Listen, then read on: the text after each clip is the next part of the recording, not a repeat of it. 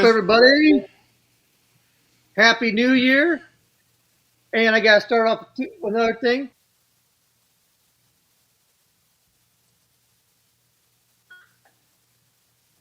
Make sure you follow us on Instagram, TikTok, YouTube, everything we got going on. What's going on, Coach D? What up, man? Same thing, man. Happy New Year's, man. I hope everything went good for you. I hope you had a good time. I did. I got so much food that I'm getting ready to eat. It's going to be off the chisane. I'm going to eat everything that I can get my hands on. I got plenty of food. Oh, yeah. I ate way too much food over the last couple of weeks. And I, and Way I too don't much. even care. I don't even care. All right, What's up? so What you want to do tonight? hey man, hey, let's catch everybody up, man. What's been going on, man? You was at RAF 4. Sorry, people, I couldn't make it. I was a little bit under the weather. I had that crap going on, so I couldn't make it. So Chris had to carry the load. So he gonna be doing most of the primary talking, and I'll just be playing catch up. So let's go ahead and get started, man. Let's talk about RAF 4 results and what did that mean for Dude, the future. RAF 04 was a good time. They sold out. Crowd was amped up. The venue was great. There were big upsets. Like it was just a great like watching Yo Romero just do absolute work. I was, I mean, watching a world champion just get absolutely dog walked was not what I expected, but that happened. Mm-hmm. I mean, it's just every match had intrigue. Every match you never knew who was going to win. It was a great time. But the we watched the main event. We watched Wyatt Henderson revenge his losses to Mason Paris. I mean, it Mm-hmm. was just overall a great event. It was a good time. And I only saw I caught up with a couple of matches because I'm still playing catch up. But yeah, you're right, man. Everybody that you were expecting to win didn't happen like you thought. So RAF 4 has some of the best intrigue to date, in my opinion. That nothing happened like we thought it was going to happen for Nope. for our main stars. Like everybody else, yeah, we kind of knew it was going to happen. But people who we thought who are our big names, we thought were gonna do what they do, didn't. I was like, wow, okay, this is getting interesting, which leads up to making ROF 5 an even bigger card because of it. Now, and I would say this: I knew Kadik would beat Plot, Yeah. but that match was also way closer than I expected. It was only 11-7. There was a lot of action in that match, Mm-hmm. and that match was super.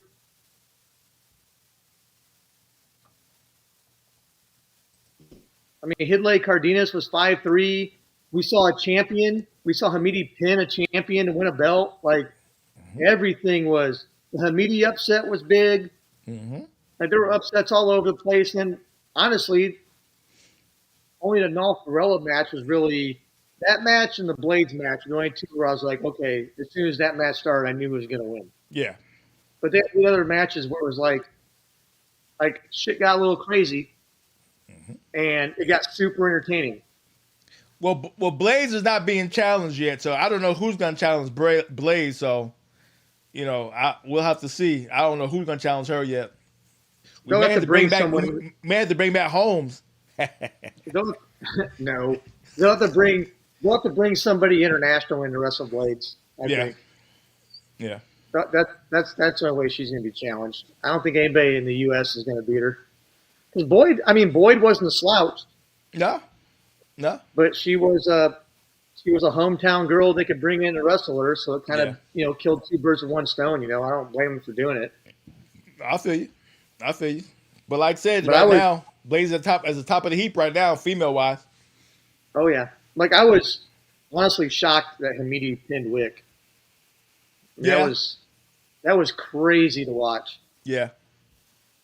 and he cradled him, which is even more crazy. Like I couldn't believe that. Okay, so walk the fans through from your opinion. What didn't you see that you thought you should see? You know he as lost, far as but why do you think he lost? talking about Wick. See, that's the thing about that's the thing about wrestling. Most of your casual fans, we can know somebody got knocked out in MMA, somebody got choked out, somebody got out grappled, or jiu-jitsu was on point. We can pinpoint how one person won and how one person lost. But when you say somebody was supposed to win and didn't win, what were they supposed to do that they didn't do? Will be the question to it from a casual fan. Okay. Well, normally Wick's takedown defense is really good. Like normally, it's hard to get on his legs. He stays in good position, Mm-hmm. and he's really good at winning those close matches. But Amidi just kept him off balance the whole night. Mm-hmm. That whole match, it just seemed like Wick didn't know what to do with his feet, Mm-hmm. and he just kept getting caught in these bad situations, and then he got cradled. Which, look, a champion getting pinned is like a champion getting knocked out in UFC. Yeah. Yeah. And it's happening So back. It happened back to back in two different cards. Two high level stars getting pinned. It's becoming a thing that we didn't think. See, here's why, from my standpoint, when it comes to wrestling and somebody getting pinned or somebody getting outmatched or out grappled or out whatever, it's not like they just wrestled last week at a different tournament. right. You know what I'm saying? Normally they got enough time to perfect their game. They got enough rest, enough food, enough time to make weight. They don't have to make weight multiple days. You know what I'm saying? So to not give a high level performance when all you have is just this match, I don't quite really get. So you have to walk me through, why do you think that is? Well, part of it is I think Wick had too much time off. Okay. Like he wrestled at RAF 01, and then he didn't wrestle again until RAF 04. But that don't mean So that don't mean he's not. They don't know. He don't know ahead of schedule that he may be at RF 4 because we're doing one every month. So it's not like no, he has enough time to go, I'm going to just sit on the couch. He knows another event is coming up next month. So I think I might want to get ready. I get that. What I'm saying is like this professional wrestling league is new to wrestlers. Yeah.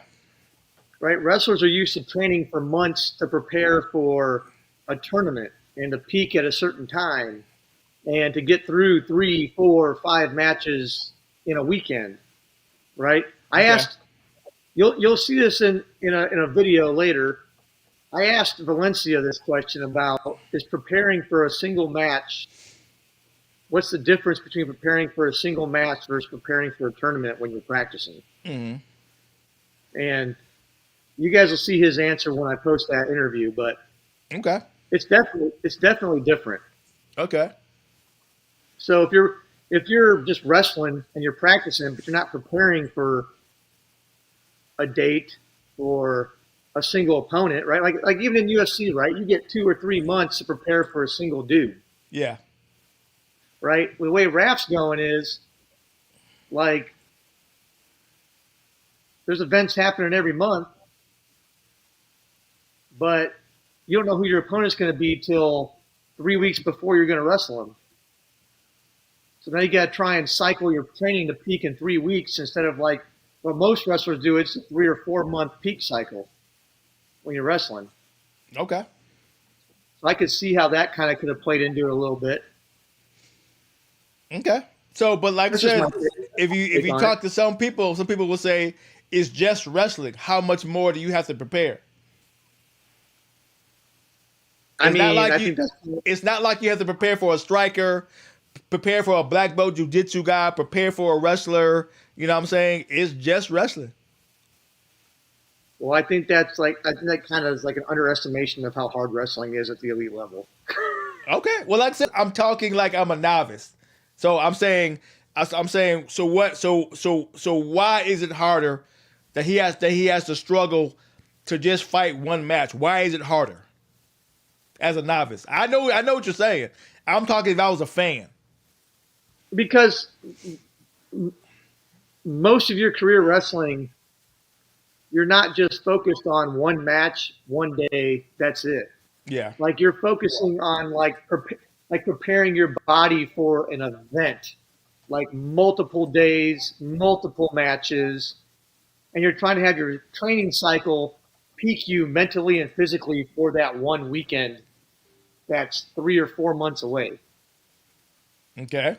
Well, preparing for a single person for one day, one weigh in, like it's just not, that's not the normal routine for elite level wrestlers. But it's And it just hasn't, it's would it be considered a training camp? He's just going into a training camp for his next match. Is that how you would consider it? not yet. I don't, because rap hasn't been around long enough for wrestlers to get accustomed to this kind of training camp. So you're saying wrestlers are confused right now? I think it's different from the training they've been trained to do for their entire lives. So it's a big adjustment. Okay, so all these matches we seeing like Valencia, which we'll talk about in a minute. Are you saying the same thing happened to Valencia? He just couldn't make the adjustment. Is that what you're saying? No, in Valencia's case, I think he just reveled in winning a world championship too long and didn't get in shape fast enough. The Okay. man threw up in front of everybody. Okay. So you say he was out of shape in this match? Valencia was massively out of shape. Really? Okay. 100%. All right, fight fans, you heard it. Chris said Valencia was out of shape. Wasn't that a title? Was that a title match?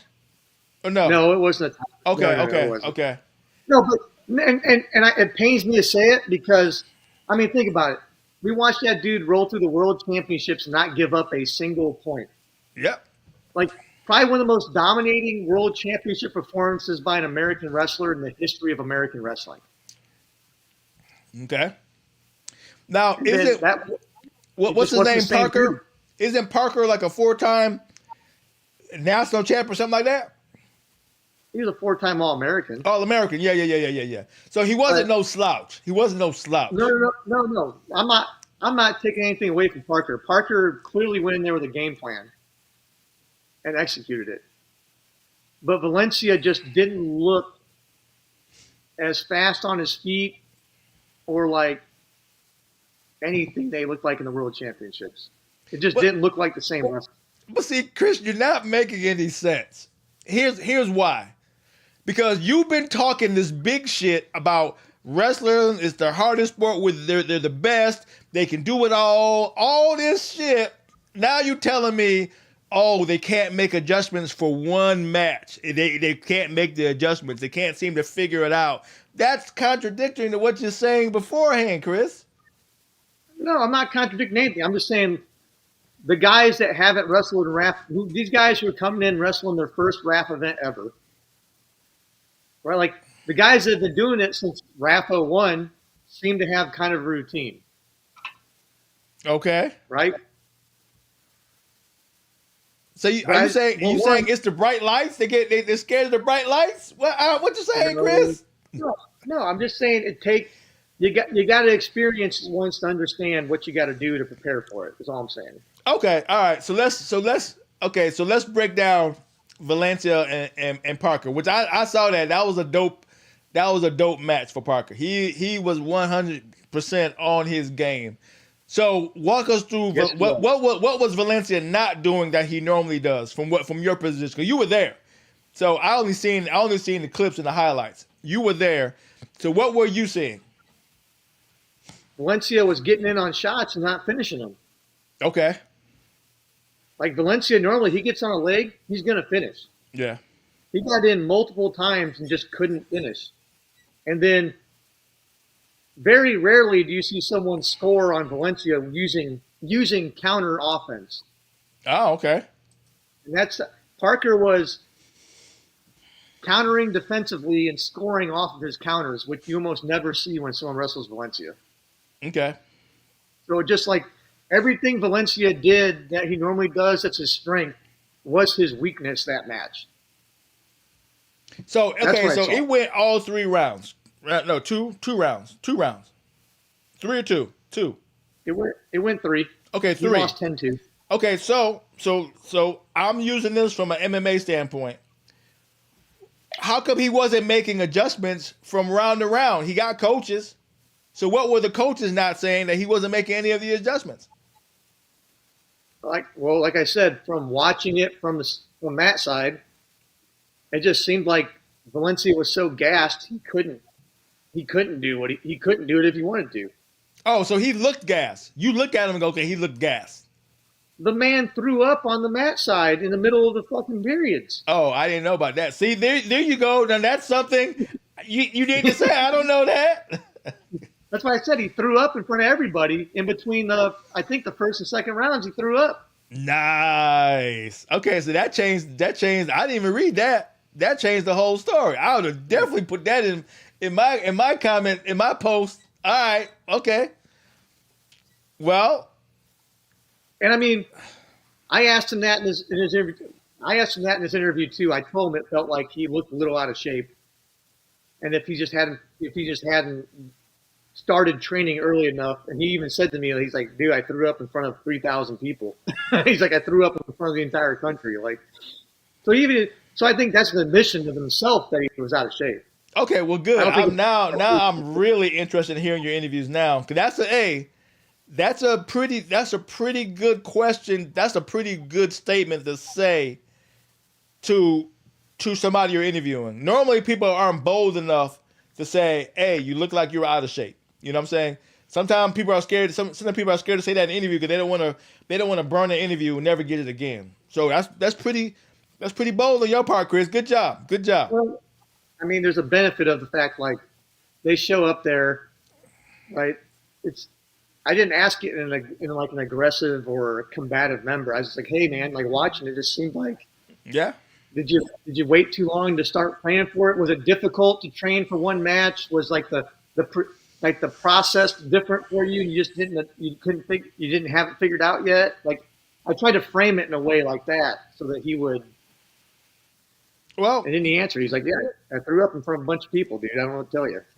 Well, see, now he got 30 days to get ready for Jackson. You think he's gonna be in wrestling form for Jackson in 30 days? I think you'll see a much different Zahid against Jackson. Yes. Or is it because it's two different wrestling styles? No, I think you'll just see. I think you'll see a more, I guess, engaged and committed Zahid Valencia. Well, I said it from a different way. I said all the pressure's on Valencia now. You know what I'm saying? 100%. So it's a must-win match for him, 100%. Yeah. So now, because I said two, if he gets two back-to-back losses, you know that puts one of the best in the sport at the bottom of the list. Yeah, it's two a long back-to-back trek back. losses. So that's pressure. I don't give a fuck what you say. That's pressure. Yeah, that's a long trek back to the belt, 100%. Yep. And not only that, you know, like I said before, you get paid to win, right? And here's the problem: if he does lose that match, and let's say Dake loses, his match, his first match on the comeback would probably have to be Dake. Yeah. Who Valencia has beaten before. Oh. All right. See, Chris. Hey, here's why I get mad at you. The amount of knowledge that you sit on that you don't start placing. That scenario you just gave is freaking awesome. That's the stuff you need to start bringing more to the table and go, "Hey, coach, this is why this is going to be something to see because of this. If he loses and this right here and this right here, you give me a story that I can go, okay, shit, that sounds good. That we can run with. Hey, I like that. Keep going. Keep going." I just gave it to you. Yeah, you just did. You just did. But now, like I said, I'm hearing it for the first time. I wish I had known it before we got started, so I could ask you some more questions on that. You know what I'm saying? Well, but anyway, to be honest, that just came off the top of my head right there as we were talking. I got you. All right, so Valencia on the comeback. So good. All right, Carl versus Bilal Muhammad. Still, I don't know why that match was made. I get it now because he called out Usman which makes a lot Mhm. more sense now. So I guess him mollywhopping a MMA star is good for that call out, and that's my take on that. That's the reason why calling out Bilal was the right move in Chicago. Because before I was like, okay, not making any sense, right? But now since he called out Usman, right, makes a whole bunch of sense now. So Well, I kind of get it because Carr's weight class is still really thin. So until they really build that, it's still one of the weight classes that hasn't really been built out very deep yet. where's that weight class? 70, It's 65, 70? I'll tell you in a second. It's It's got to be 70 or up because Usman is a big boy. I don't know that he's 70. Let me see.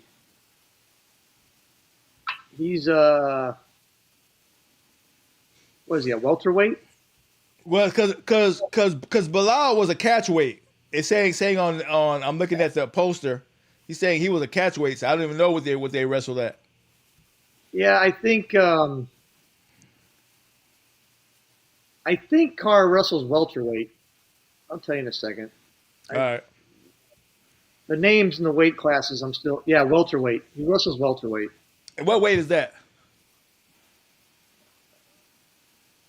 I think it's 160 something. Ain't no way in hell Usman fighting at 160 something. So that's out. Maybe 170. So It that's might be good. 170. So, yeah, it's gotta be 170 and up because ain't no So way Usman. I think light heavyweight's 205. Okay. Because Usman fights at 185.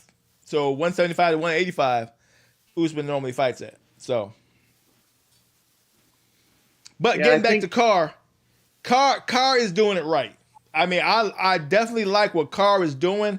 He's doing it smart. He's making the right call outs, right? And like I said, and so is Downey too. Downey is just getting, he just getting mollywopped in the process. But Carr is making his name very fast. Very So I fast. was right. Welterweight's 165. Yeah. Usman ain't doing no 165. I can tell you that right No, now. he'll probably do a catch weight just like he did with Bilal because they're not going to put his belt on the line against the one-time guy that shows up. Yeah. Yep. But yeah, welterweight's 165. Yep. All right. So who else on So this card stood out to you at RL4? uh, Yoel Romero. Yeah, we can get in that. You want to go ahead and get into it? Yeah, I mean, I thought Downey would beat him just because Yoel Romero is old as fuck. But Yoel Romero is he's the ageless wonder, I guess. He's an absolute freak of nature. Yep. Here's the only reason I'm saying that like Yo Romero is not the biggest star in REF is because he can't sell it. He's just the eighth wonder of the world. So he can't get on the Yeah. mic and sell it, which means there's no way he can get the fans involved if they don't know who he is. But everybody knows who he is, so it's an easy sell. But if he had Yeah, to I sell mean, himself on the mic, he couldn't do it. Yoel's easy because the wrestling community knows him. The MMA community knows him. Like, everybody who knows. You don't even have to be a UFC fan to know Yoel Romero. You don't have to be a wrestling fan to know who Yoel Romero is. Like, both sides know him because he was a stud at both. Yeah. Yep. And That and part the of it fact makes it really easy. and the fact that he handed Downey his ass when Downey was on the come up. That's why I like that match so much because Downey was making his rounds. He was on the come up. The Buckley thing worked for him. It was in his favor. He had enough of momentum to call out, Bo Nickel. I like, okay, he's in the position to do it, right? That switch up to Romero. He goes good. I can get this win over Romero. Then I'm a shoe in for Bo. Didn't happen. I was like, oh, and then he got teched. I was like, oh. I said, Yeah. okay, That was a match Downey had to win. yeah, yeah. And he got in there and he screwed the pooch. Well, I get I don't mean I don't mean like he choked or anything. I'm just saying like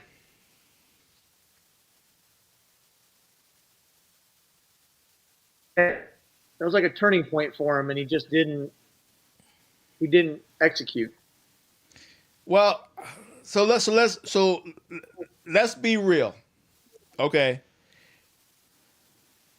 Who would have beat Romero currently right now if they matched up short notice? Nickel, I think. But look how high you got to go for somebody to beat Romero. Because Well, that's another thing we're about all saying Bo is still the best of the best. Just like a Dake, just like a Blaze. You know what I'm saying? Just like, well, I would say Valencia, but basically Valencia. We're saying these are the guys that will have to fight Romero in order to beat him. Everybody else other than them aren't going to beat him. well, yeah, but that's also what I'm saying. Like the light heavyweight division's also not filled out very well yet either. Yeah. It's a super thin weight class. Like it's not deep like cruiserweight or bantamweight is. Right? There's still a couple weight classes, or heavyweight even. Yeah. Like there's still a couple weight classes in RAF that just don't have the depth. Like if you look at my rankings, you can look and tell which weight classes are filling out pretty well and which ones still have a little ways to go. And light heavyweight's one of those weights that has ways to go. Yeah. And it's just And that brings up a good point because that's what I'm looking at right now. With the amount of wrestlers we have out there in this world, that their card is still this thin, I want to think they're matching up like boxing, like the UFC. They're not matching up and stacking like a tournament. You know what I'm saying? So they're kind of handpicking who's gonna match up with who, like you would do at any other promotion. You know what I'm saying? So Yeah, that's I think why that's what they're it's doing. not that thick because they're not building it to be that thick just yet. You know what I mean? Yeah, I mean I could see that, but there's at least half the weights are pretty well filled out, Yeah. and there's a lot of action you can have, like having like bantamweight. You got DeSanto and Tomasello. Well, Yeah. you still got Yasenko who pinned Lee. You still got Lee. Like Yeah. you're 4 or 5 wrestlers deep in that weight. Heavyweight's 5 wrestlers deep. I don't So know. there's like, I don't know. Do we got Lee? well, I'm just saying he's there. Yeah. But Okay, so I got him. I let's got veer him off down for there. 1 second. Let's veer off for 1 second. Okay.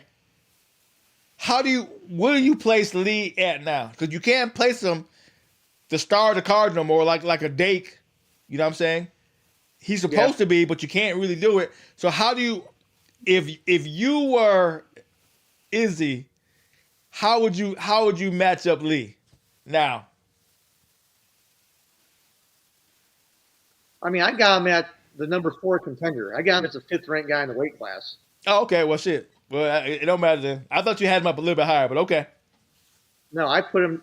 He lost the. I actually have Yasenko, the guy who beat him, as number 1 contender. Really? Okay. But they skipped Yasenko and have DeSanto, who I have as number 2 contender, wrestling them at RAF 05. Yeah. So, And I mean, okay, so good. So since Parker beat Valencia, where do you put Parker at? I got Parker at number 2 contender. Okay. I got him behind Kadik and Dake. Gotcha. And then and then Jackson sitting right behind Parker. So I got Valencia behind Jackson. They're 3 and 4. Okay. Gotcha. All right. I try to punish guys for losing matches they shouldn't lose, Well, and reward guys for winning matches that they maybe shouldn't have won. I like to reward underdogs for winning matches. we'll see. But now I'm convinced Izzy and Chad are doing it right. Right? Whatever they're doing, the curveball is working because all your stars are always winning. I think Dake is still one of the ones that's still undefeated. Everybody is taking an L at one point or another, or it's so close that shouldn't have been that close. You know what I'm saying? So Well, Dake's going to have Dake's gonna have a real tough match at Raptor 5. All right, well, okay, let's get into it. Let's talk about RF5 main story, some of the big matches, some of the breakdowns. All right, so tell me what you're thinking about RF5. Why is it going to be a good card? Well, the first thing is there's 12 matches, Yeah, so you're getting a lot. You're getting a big card, and you're gonna have a lot of good quality matches on top of it. It's not just quantity. yeah, it's stacked. I give you that. That's a plus. The championship matches all got something to say about them. Every single championship match has something behind it. Yep. So that's a plus. And then Caden Henschel is talking all kinds of shit to Bo Bassett. He is. I think every video I've seen with Caden Henschel, I've commented on there like, bro, why are you like this? No, he is doing his effing job. That's the only thing I'm struggling with is because I don't have the access to these guys like I would normally have to have the conversations that we need to have. Freaking Henschel is doing his effing job. Because like I said, Bo Bassett is at the top of the game right now. He's at the top of the game, right? But when it comes to social media, Henschel is the guy when it comes to the blue collar wrestler. Him and Muggsy, they got it on lock. So why wouldn't you be squaring off with Bo? And they've had conversations before this point. They got history that I didn't know about till recently.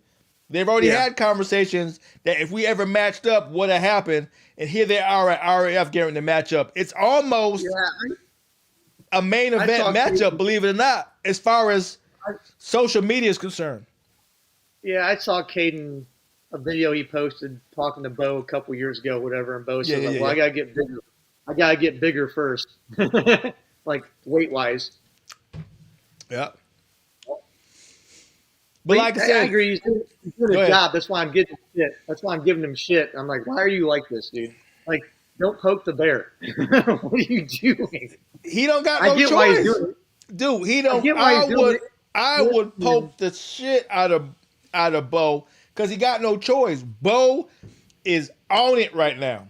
He is dominant. He is winning. He's on everybody's lips. If Henschel beats Bassett, it will be as big as Wyatt beating Gable. Tell me I'm lying. I mean, it would be as surprising for sure. Okay, but as far as the unexpected happening, come on. That's what I'm saying. I agree with you on that. For like as sitting down and watching and knowing what's coming, it would be out of control. Yeah. Because think about this. Did you expect Wyatt to beat Gable? Fuck no. Exactly. But when Wyatt beat Gable, they automatically made him Captain America. With just finally getting a win. Finally getting a win over Gable. I jumped out of my seat when it happened because I didn't see it coming. I did too. I was like, oh, shit. And I was in the air, both feet in the air. I was amped up. And commentating was just as lit. They were like, holy, they almost cussed on air. They're like, holy, they were like, no one saw it coming.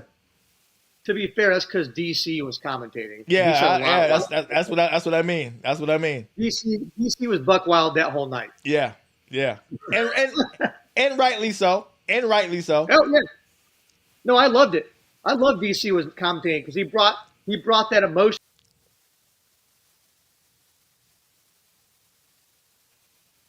that you don't normally get. Yeah. He brought a bunch of emotion you don't normally get when you're watching a wrestling tournament. Yeah. It was good. It was great for the sport. It was great for the TV version of the sport. Let's put it that way. So it's good that he's at the top of the early card. So he's in the right spot to get the fans, amped up going into the main card. So yeah, I'm cool. I'm cool with that.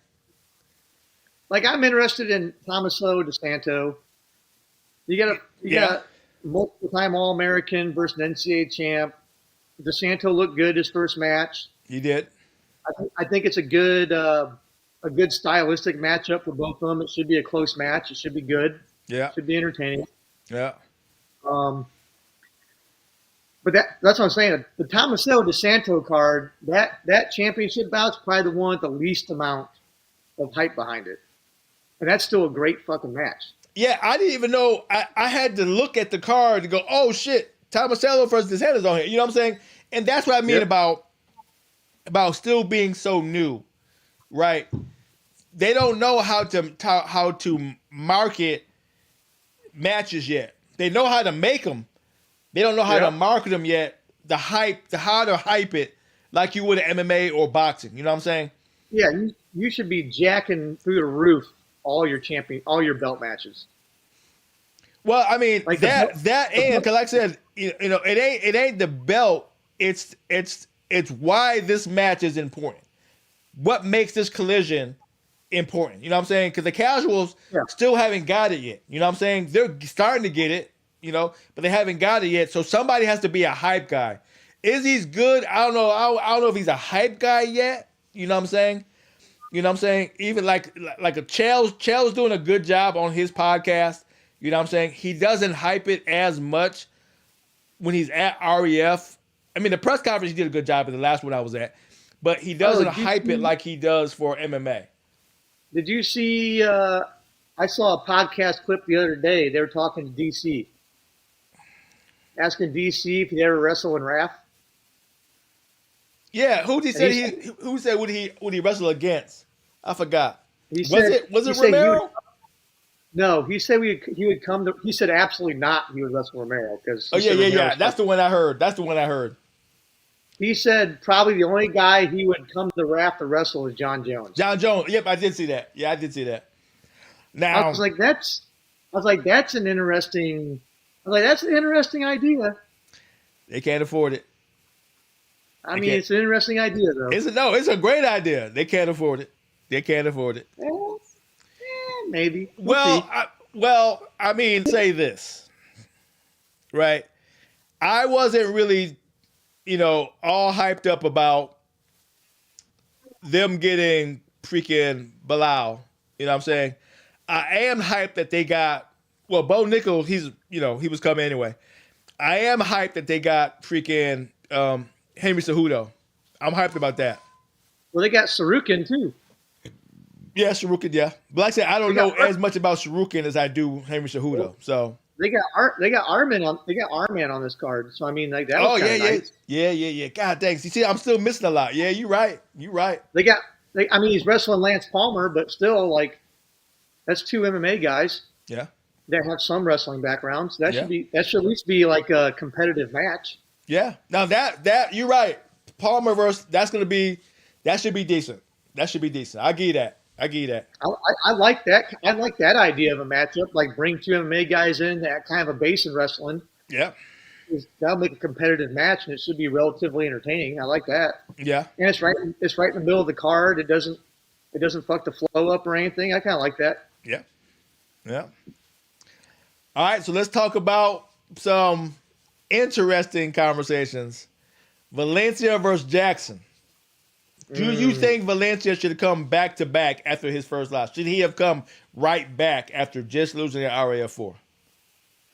I think it's honestly the only way to do it. Yeah? Why so? I think because you're probably paying a pretty penny for Valencia, first of all.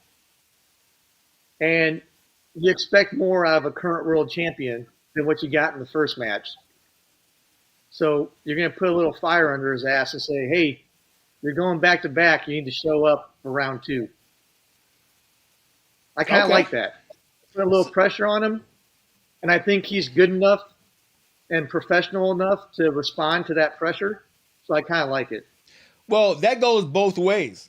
It goes, why didn't you show up for the first one? Right? Why did you do this performance when I'm still paying you, like you just said, you paying him good money, which means he paid him good money for Parker. So why didn't you show up for Parker? And why should I expect you to show up for Jackson? Well, that's what that's what I'm saying. I think the way we've heard Izzy talk is that like it's a show up or put up. It's like a show up or shut up kind of promotion. Yep. And So and it's welcome. bad. Go It's ahead. bad for business to just if the current world champ has a bad first match. It's bad for business to cut him off. You got to throw him back out there and let him figure it out. I feel like. Okay. So welcome to the promotion. Now you're getting into my, you know, daggone understanding of the promotion game. See, now it has nothing to do with wrestling. It has everything to do with him performing. Now he has to perform. It's like Dana White saying in the back, he says, I don't want no lay and pray. I don't want no boring ass shit. I want action, action, action if you want this 50K bonus, right? So now freaking Valencia is in the exact same spot. Now, Izzy may not be saying it like that, but he is saying, okay, you wanted a gun. We pay you now. We expect you to deliver a high level performance to prove that you are at the top of the game. That's Now, pressure. I don't care how you look at it. That's pressure. I will say this: even though Valencia lost his first match, there was still lots of action. Yeah. It wasn't a boring. Like most people think 10-2 must have been boring, one-sided. There was a lot of action on both sides. So from that perspective, from the entertainment perspective, even though Valencia lost, he still did his job in that regard. Okay. But he's the current world champ. Like you have to get your hand raised. That's just the way it is. Okay. Not only get your hand raised, but you got Tech. Then you 10-0 is Tech, right? Well, it was 10-2. He 10-2. didn't get Tech. My bad. Close as get. Okay. But So I'm saying, not that changes anything. I mean, Yeah. but like I said, the entertainment factor was still there. It was just anybody that's watched the Heat Valencia when they watched that match, you're like, are we sure this is the same guy? That's the downside of it. So he needs to come back and look like Zahid Valencia. Now, on a bonus, his coach is David Taylor.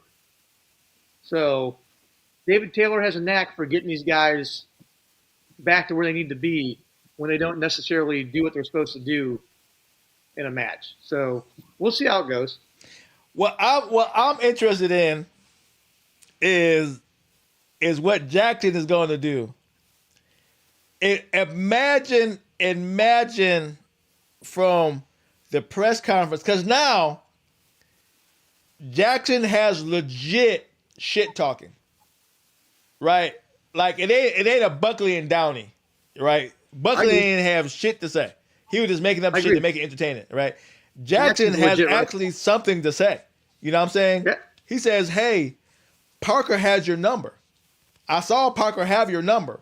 I can get your number too. You know, he got a lot that he can say to get in Valencia's head, right? Not only at the press conference, but he can get it in the clinch. He go, I'm gonna get. He can fuck with somebody now when you got the pressure. That's what I like about this shit. That's what I love. It can get left real quick now. Well, I agree because on top of it, Jackson's a legit wrestler. Like he just beat a 5-time NCAA champ his first match out of rap. Yep. Like he's not going to be intimidated or scared by Valencia. So he's going to talk shit and actually believe the shit he's saying, which is a plus. Yeah. Because then they say way crazier shit when they actually believe it. We all know that. Yeah. Yeah. So yeah, I agree with you on that. The press conference should be super entertaining with those two for sure. Yeah. So yeah, I'm looking forward to that. All right. Rematch. Oliver versus Woods. What's your take? So I'm just going to say it out loud. I don't necessarily know. People could agree or disagree. That match fucking sucked. The first match was dog shit, boring,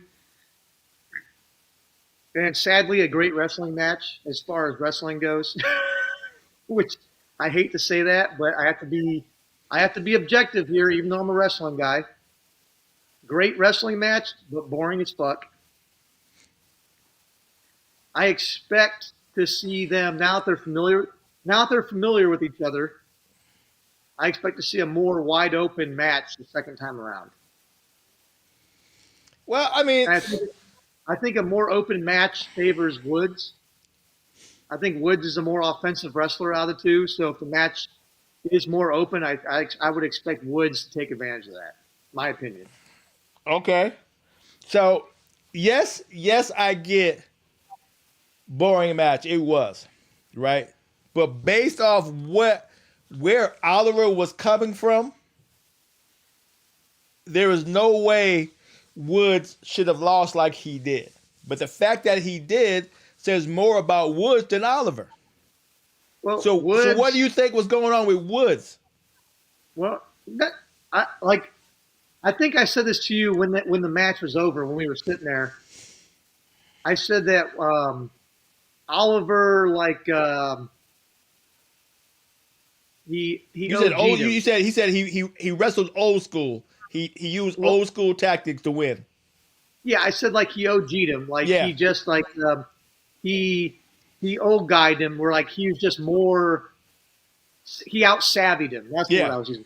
There you go. He just said old guy savviness, and that's why he won, which is fair. That happens sometimes. The old guys, they're not as athletic as they used to be, but they're still real sharp up here, and they use that savviness they got in their head, and they kind of like finesse their way into a win. I get it. It happens. So why don't you think Oliver's going to be more prepared now?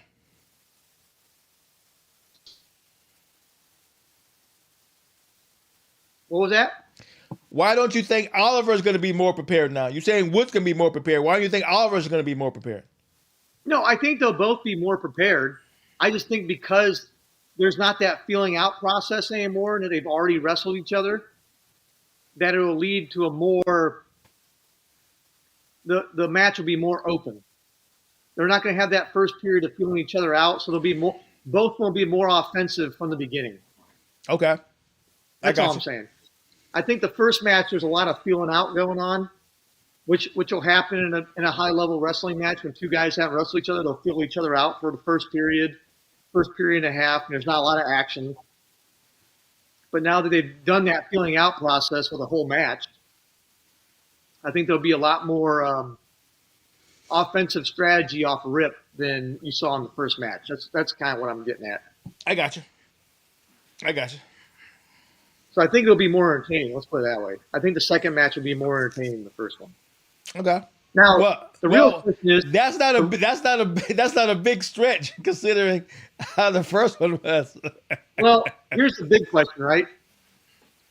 Let's say Woods wins. Well, that weight class is only those two and Bo Bassett, basically. Yeah. Because you got Caldwell, and I guess Henchel's in that weight class now, right? But, like, let's be real. Is there a rubber match?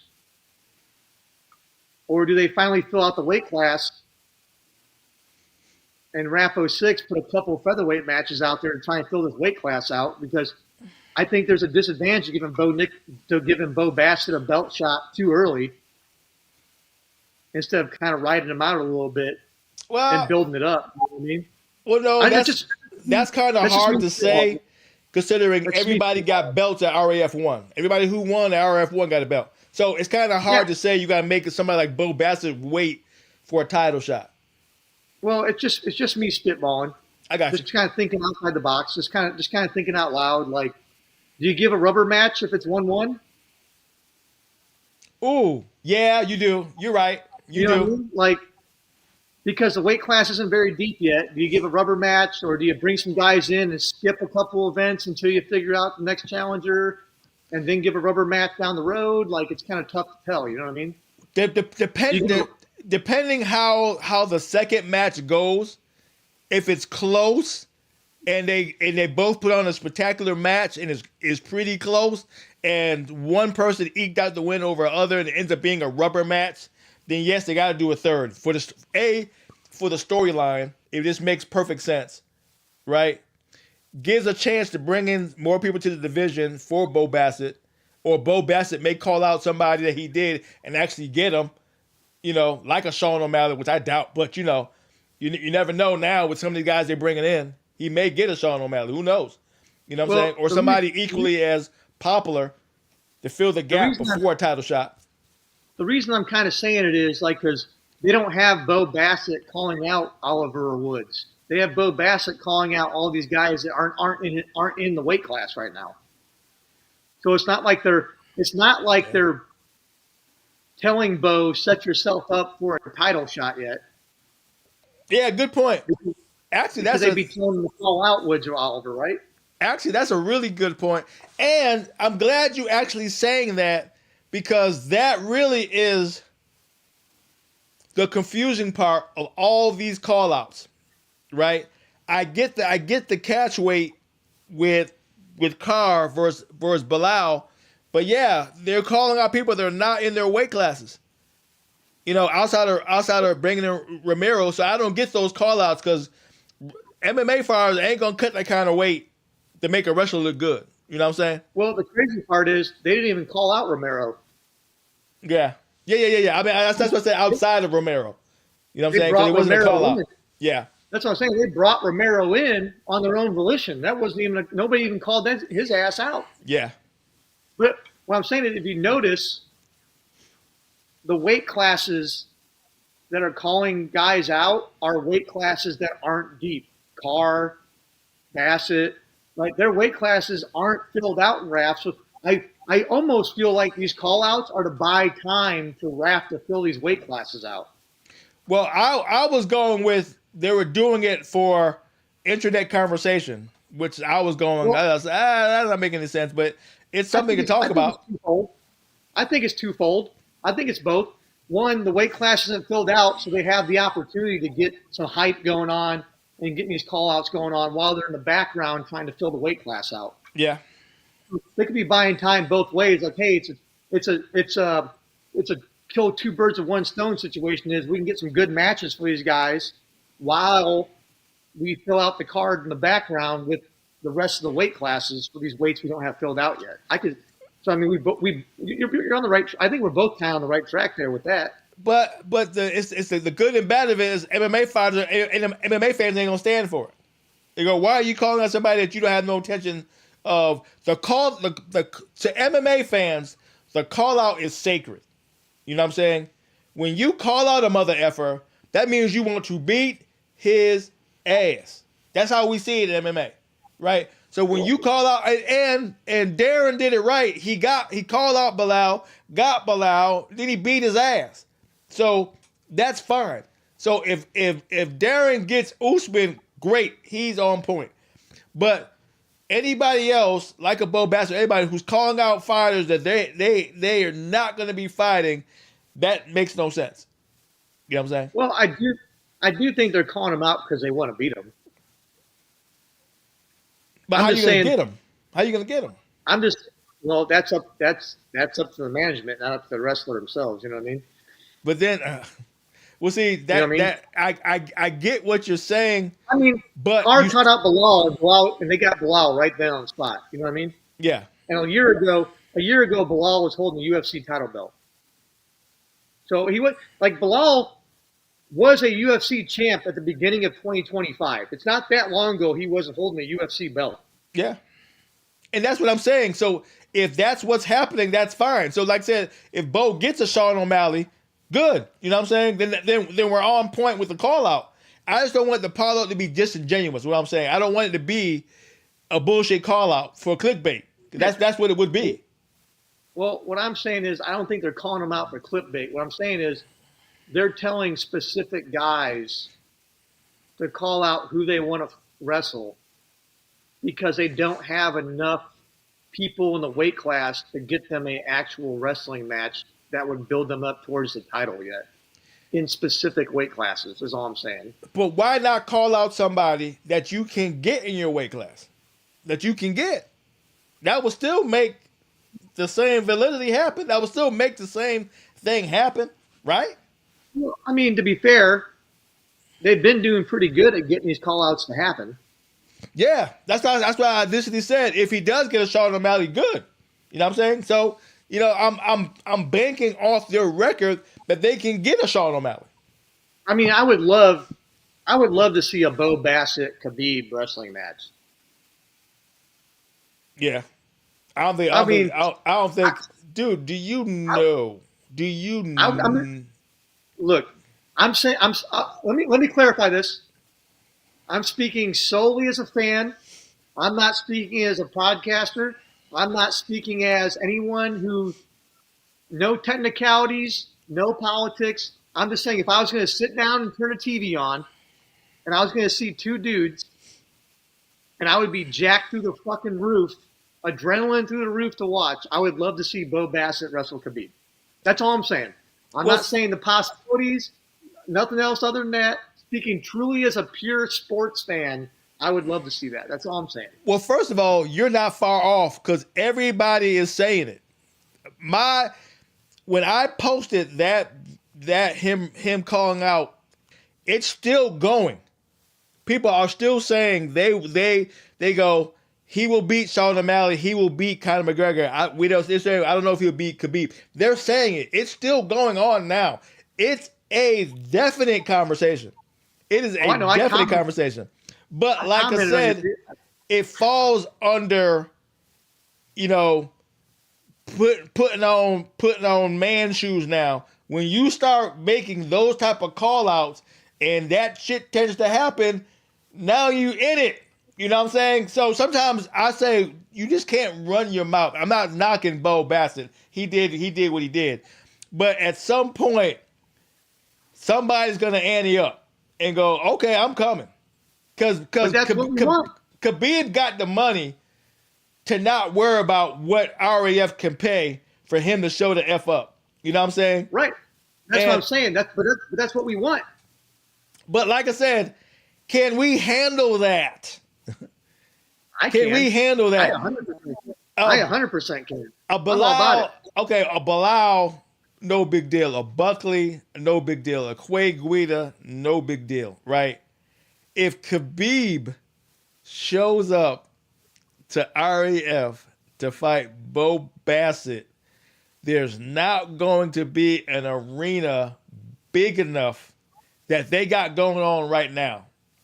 That's the point.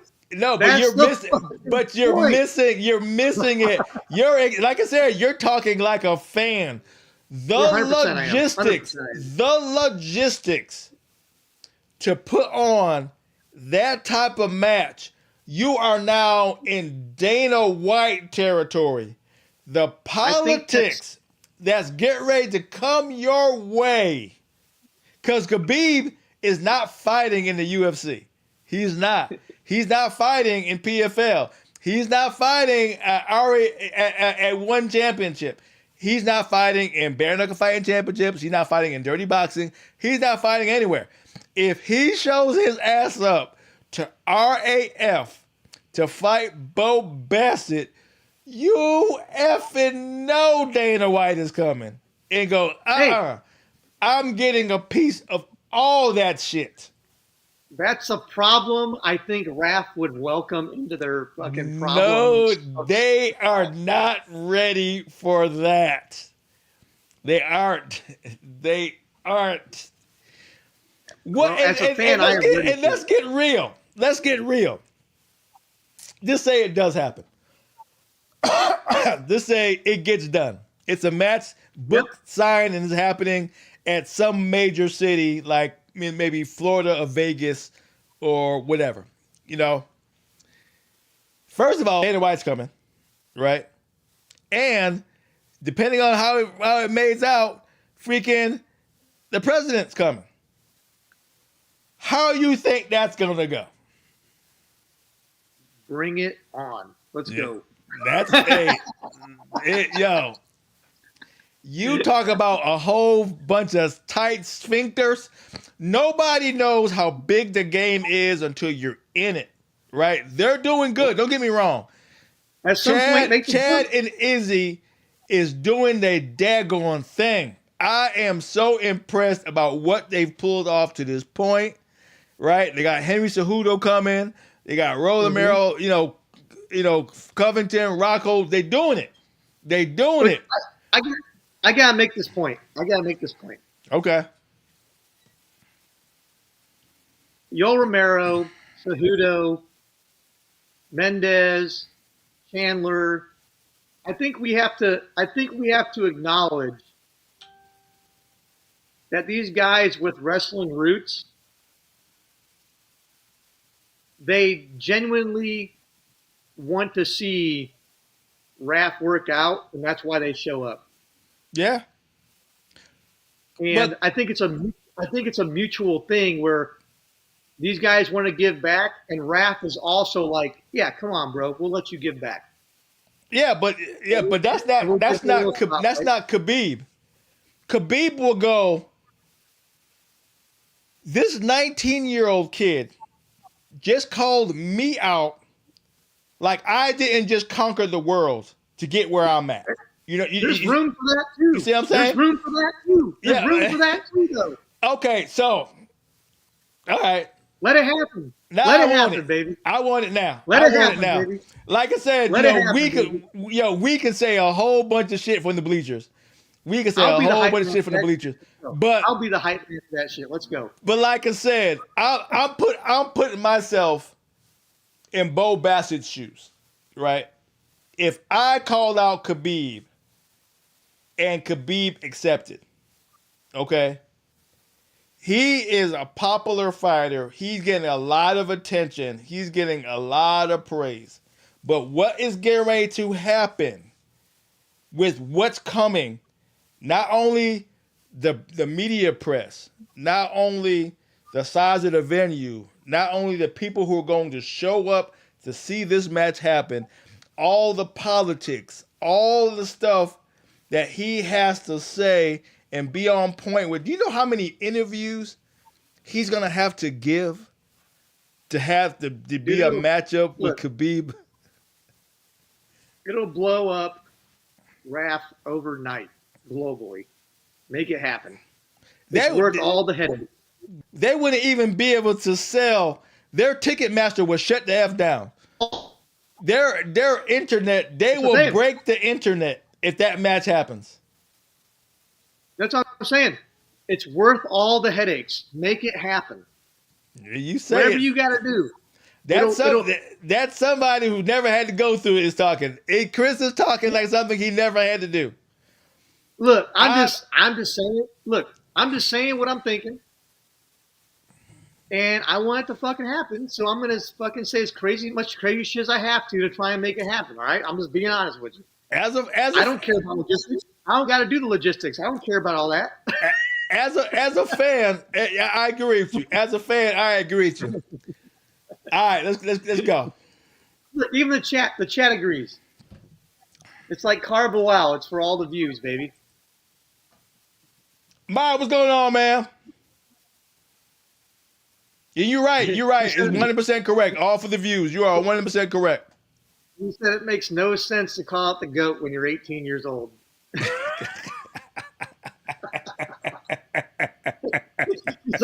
He said Bo's a dipshit for calling him out.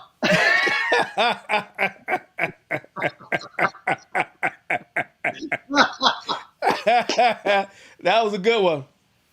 That's funny. You know what, though? Everything he said is correct. Yeah.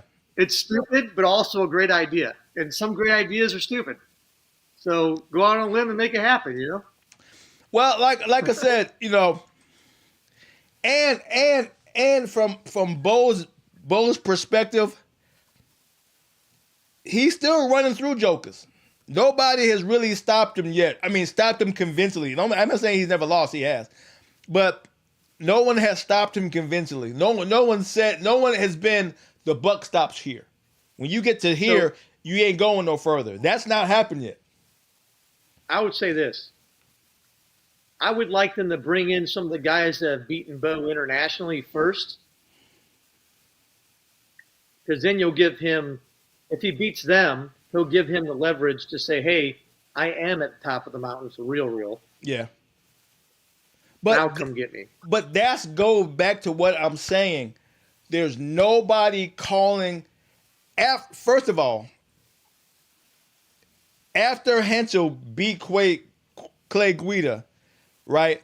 There should have been call outs out the ass going, I want you next. But that's not happening, right? Don't get me wrong. They probably held that because they knew Bo was going to be next, right? But I'm not seeing no call outs from the MMA side. Now, granted. Henschel called out Bo. Oh. Henschel called out Bo after his match at 04. Okay, I missed that part. All right, well, that makes sense then. That makes sense. We're good. That's what I want to see more of. Or maybe it was 03. Whenever the last time Henschel wrestled, let me see. Did he wrestle at 03 or 04? I think it was 03. Yeah. It was 03. The last time Henschel wrestled, he called out Bo. Okay. Well, that makes sense then. Yeah, I like even more now. Henschel didn't wrestle at 4 because I was bullshitting with him in the media area. Okay. So that's how I know Henschel didn't wrestle because he was bullshit. I was bullshitting with him. Okay, I got you. Hey, just got a comment from Nate Jackson on my reel, rooting for the Hoosiers who beat Alabama's ass tonight. Let's go, baby. Well, that's what's up. That's what's up. See, I want Nate Jackson to win because he's got the Indiana connection. Like, I like Nate Jackson. I want him to do his thing. You know he's doing his thing. He doing his thing. Cause I'm gonna say it. I got the momentum on Jackson's side right now.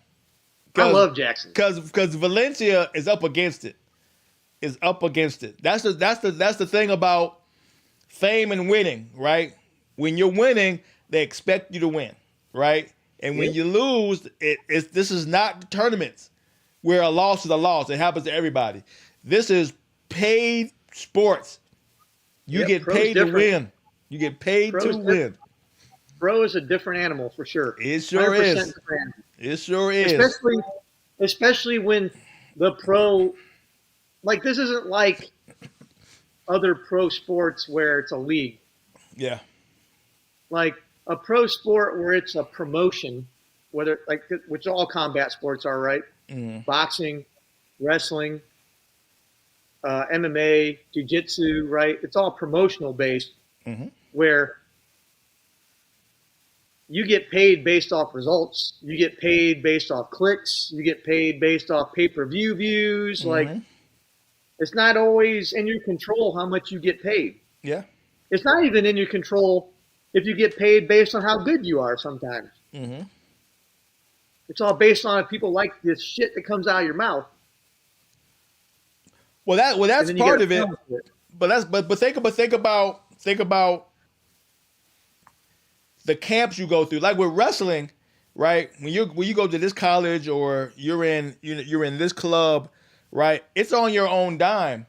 If you don't have an NIL deal or sponsorships, you got to pay for your camps. Now that you're a pro, you got to pay your coaches. You got to pay the camp you're in. You got to pay for all that stuff, right? When you got the belt in the UFC, you can afford high level camps.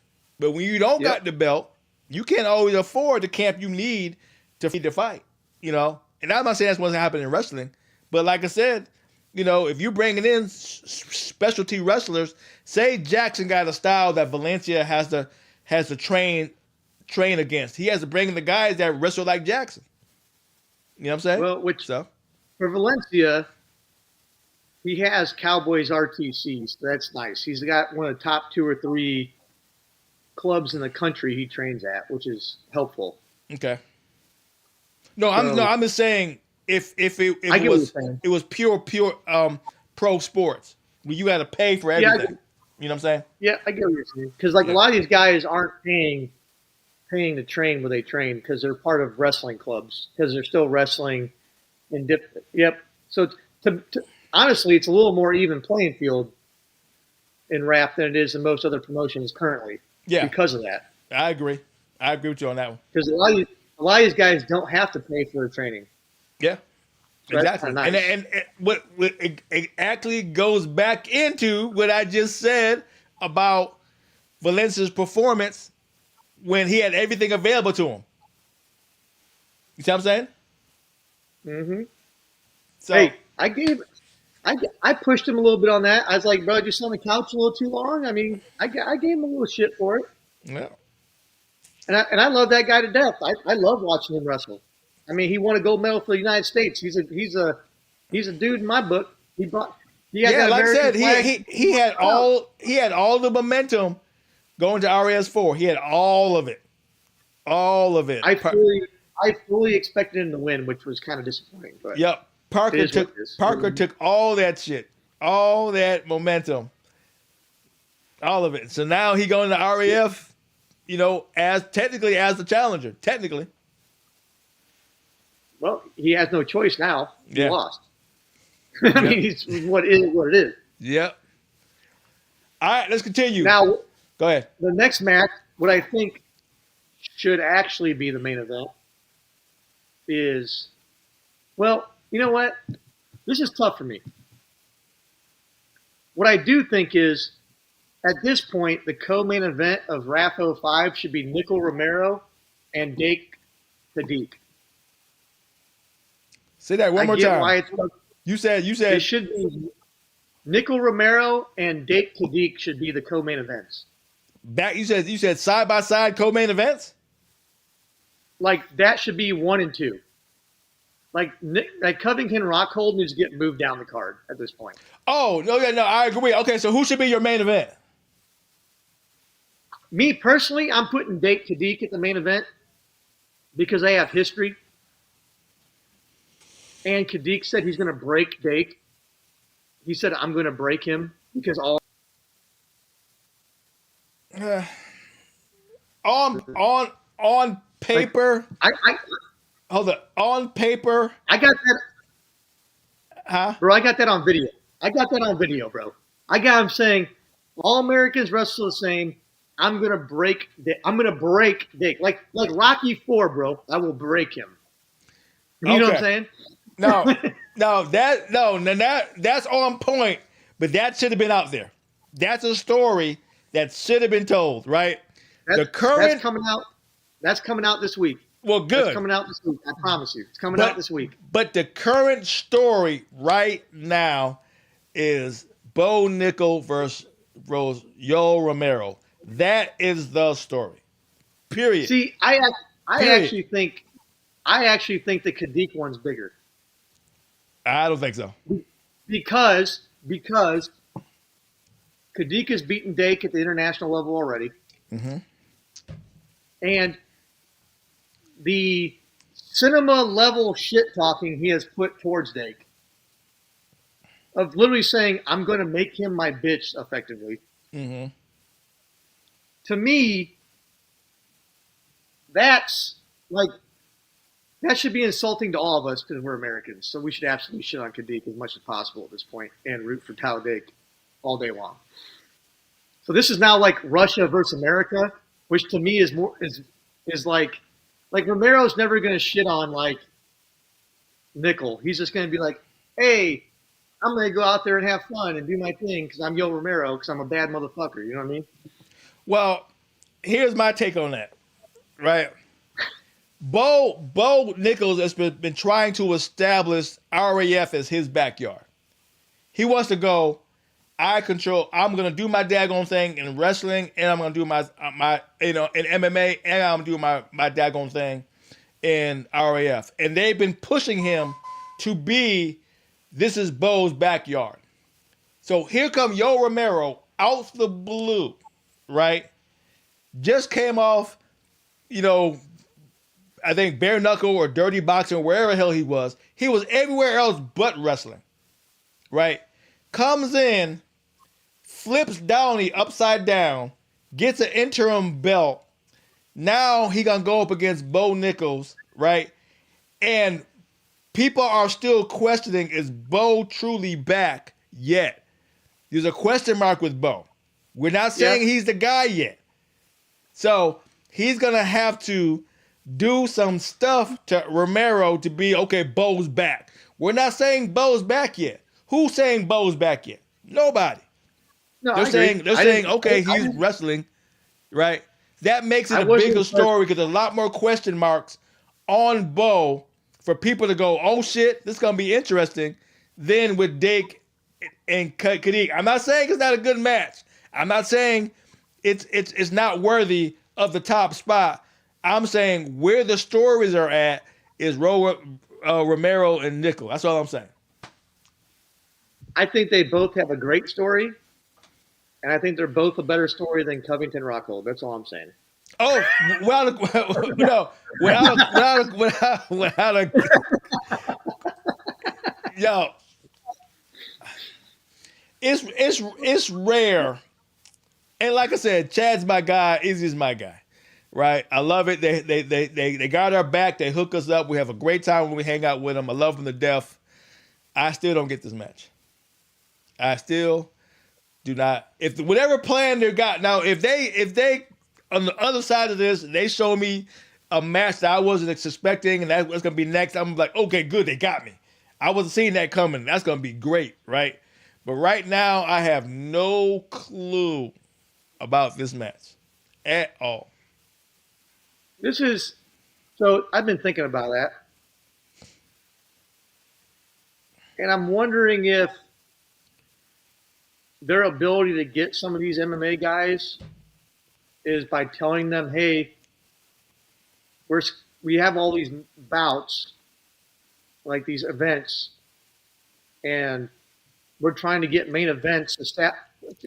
To me, it feels like they're building from main event down instead of the other way around because of how quick they're turning around and doing these events. So like UFC, for example, they got 3 or 4 months to plan between big events. Yeah.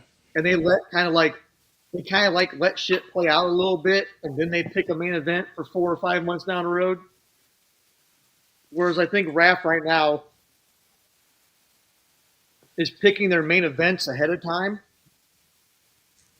and kind of like whatever plays out in the meantime will get pushed farther up the card in those main events.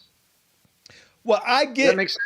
Well, not really. I mean, I get Chad versus Chandler because they had a legit pedigree from wrestling into MMA into RAF. I completely get it. It made perfect sense from a star standpoint because they're both stars, from an MMA fighter standpoint, and from a wrestling standpoint. All of those boxes were checked for those two, right?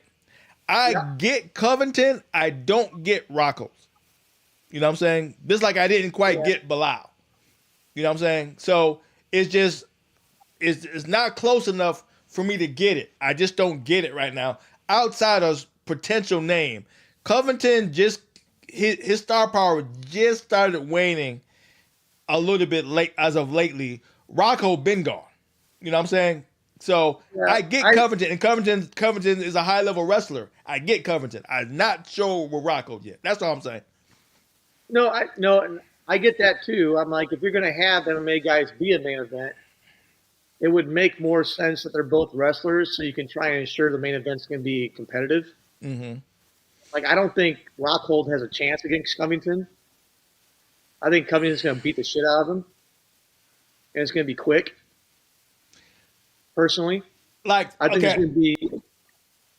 The only thing I get is what you said before, and you did say this, and that would make sense. You said you felt that Nico was going to beat Romero. So if Nichols beat Romero and it was Nichols versus Covington, makes a lot of sense. Yeah. Makes a lot of sense. And you did say that before. So that's where I was kind of leading to with this story. So that means, but Nico has to beat Romero. Because Romero, I think Romero has beat both these guys, if I'm not mistaken. I gotta look it up. Well, I'll be honest with you, as a wrestling fan, I don't want to see Romero versus Covington for a belt in the future, so I hope Bo Nickel wins. Well, you know what I mean? If Romero wins, that's kind of what you're looking at. No, if he wins, it's legit. It's not like just if you like you said before, if they throw Romero in at a title shot at the main event, just coming through the door, you goes, that sucks. And I agree with you on that one. But if Romero beats Downey, then beats Nichols, and gets the top spot against Covington, I get it. I can see that. I don't know about Covington getting it. I don't know about Covington getting it, but somebody else at the top of the heap against Romero, I would get. Well, like I said, that weight class has nobody in it. If Romero beats Downey and Nickel, he's basically beaten the whole weight class at that point. Yeah. So at that point, even if you put him against Covington, it still makes sense because there's nobody else in the weight class. Yeah, and that's where we're at. So I'm leaning towards the Covington versus Nickel match if it goes that way. That I think that may be the only option, they got. I mean, it's a legitimate option at that point. And it's legit. But this goes back to my point I said a few podcasts ago. If you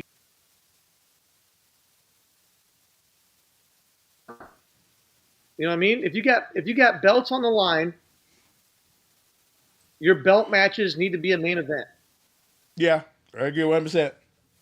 Like even this one, you got 4 belts on the line, but a random match that means nothing as the main event. Like I don't get it. That part I don't get. Yeah. I don't even necessarily mind Covington versus Rockhold. I don't even necessarily mind that. I do. But it should be like middle of the card. Like the last prelim before the main card. If we were talking in UFC standards. Yeah, I would have put it at the first match of the main card. That's where I would put them at. Because number one, they're both debuters. First off, to me it should be Covington Rockhold, followed by the 4 belt matches. Yeah. That's how I would set it up. I agree. And I think that's how UFC would set it up. I think that's how any promotion would set it up. Mm-hmm. I agree. It's not like I get why Raf's doing it. Why is Raf doing it? Tell me. Because they haven't been around for a year and a half yet to be able to do it like everyone else does it. I can't say that now because they're still fighting for views. I mean, they're fighting for views, but they've made such an impact so fast. Because remember when we first did our first podcast, I'm like, nobody's talking about Raf. That's not the case now, right? A lot of high-profile people are talking about Raf now, right? And they're now are being able to get really good name stars who got wrestling pedigrees. They didn't have to pick Rockhold. They could have picked. I mean, I guess because they picked Buckley, but Buckley is still in the top 10 of the UFC. Well, Buckley was also a last-minute replacement. So, I mean, I get it. But what I mean is, we also don't know how far ahead they're signing these contracts for these main events either. Well, with every month they got to be really signing them early because you got a card coming out every month. Right, but it looks like they're changing their ways a little bit because they already said, "Hey, we're having a co-main at RAF 06. These are the 2 dudes wrestling. They don't have opponents yet. So, we're probably 6-7 weeks out from RAF 06, and they haven't even made the matches yet. So maybe they're changing it up. Maybe like you said, now that they kind of got their momentum,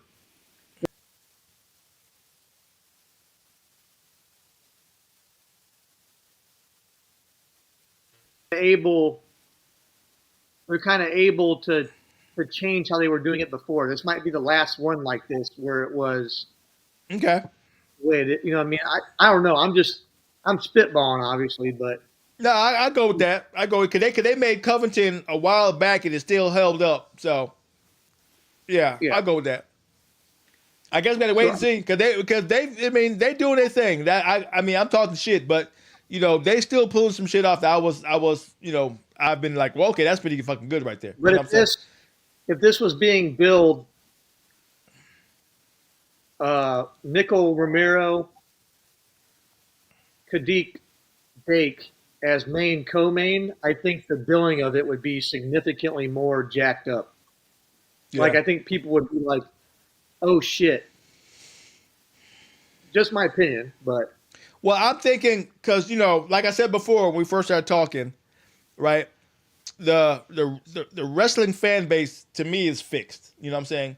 The wrestling fan base is established. Your your hardcores, your mediums, they're established. They're not going anywhere. So if uh-huh. they got 100, wrestling fans who show up for every card, where does your 101 come from? Your 102 come from? Your 103 come from? They're coming from your casuals. They're coming from the MMA side. They're coming from people who are just fans of those particular fighters. Like I said before, with Bo and Hensel, the viewership from Bo and Hensel is going to it may surpass anybody on this card simply because there's a lot of people who like them just because they're them. They're gonna tune in just because it's Bo. They're gonna tune in just because it's Hensel. I'm telling you. I'm telling you. Well, I'll give you my perspective on that. I think anybody that follows Bo or Henschel follows them because of the sport first, and those guys second. Yes and no. You're talking about guys who are now social media stars. Social media is not a social media for sports. It's social media for engagement, which means people show up because they're engaging with whoever they decide to engage with.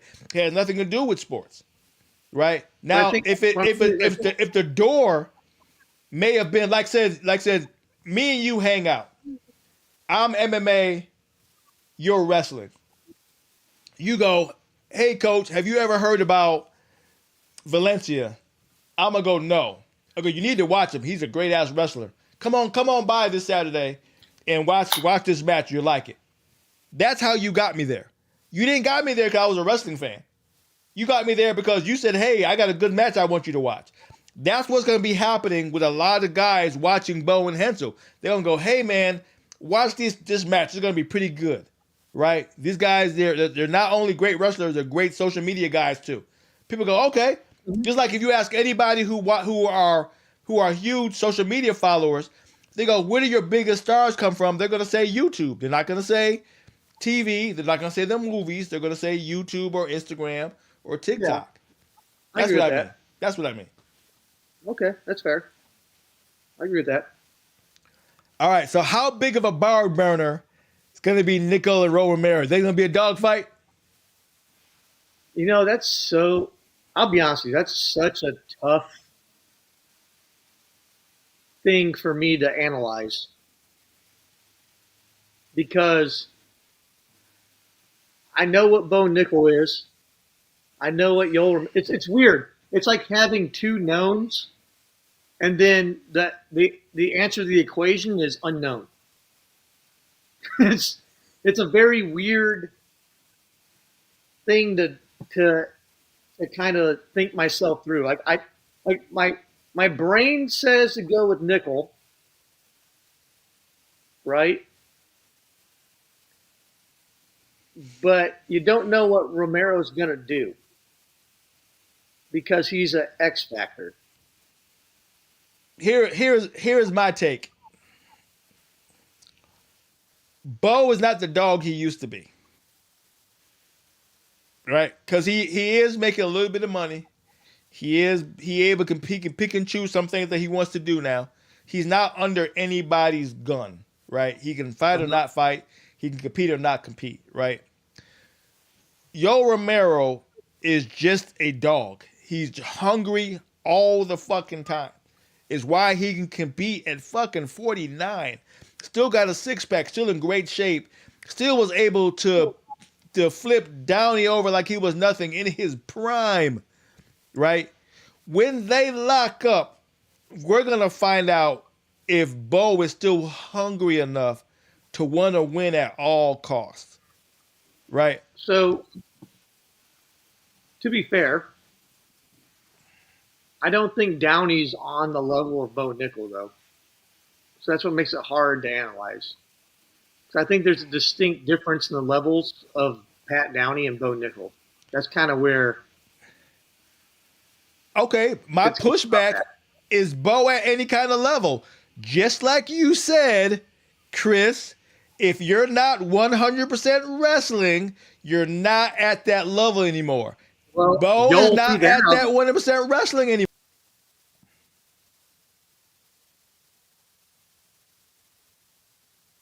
You froze up. You got to say it again.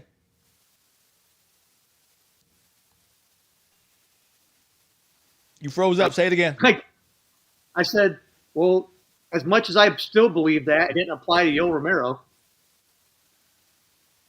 You know what I mean? So, like, fuck it. Who knows now? Shit. Yeah. I don't even fucking know. Yeah.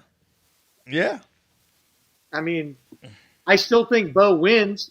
I think it's a lot closer match than I originally thought it would be, but I think Bo still figures out how to win it. Okay.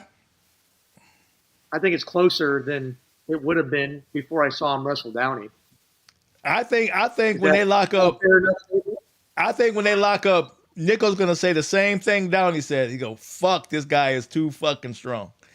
That's the only thing I'm thinking. Then it will come down. It will come down to pure wrestling skill. Yeah. So then you just don't tie up with him. Yeah. You just don't tie up. You shoot from space. Okay. That's how you beat. And you just got to not tie up with him. And then you got, okay, can you out wrestle him without tying up? Can you make it entertaining? Will it be a boring match? You got all these things you got to consider when you got all that on the line. You know what I'm saying? Generally, wrestling is more entertaining if the dudes aren't tying up on the time. To be honest. Okay. So you think Bo will be faster than Romero on the scramble? Actually, well, he'll definitely be a better scrambler than Romero for sure. That's that's what kind of like what Nickel does. Okay. But he's longer, so that helps. I was thinking that too. He's longer. I was thinking that. So he doesn't necessarily have to tie up. He can wrestle more from space because he can get to him from space better than Romero can get to him. So I think it kind of lines up where Romero can wrestle him with and avoid his strength at the same time. So that's kind of why I'm leaning more towards Nickel than Romero. I'm thinking, if I had to put it on the line, I think Nickel can win but not beat him. Just like Oliver won but didn't beat Woods. I get what you're saying. Yeah. So I'm kind of right there. You know what I'm saying? Like he beats him but doesn't defeat him, kind of. Yeah. Yeah. He wins. He wins by how the rules are set up, but didn't beat him. Like in MMA, right? It goes to the judges, and we go, he didn't win, but he won. You know what I'm saying? I feel that. So that makes sense.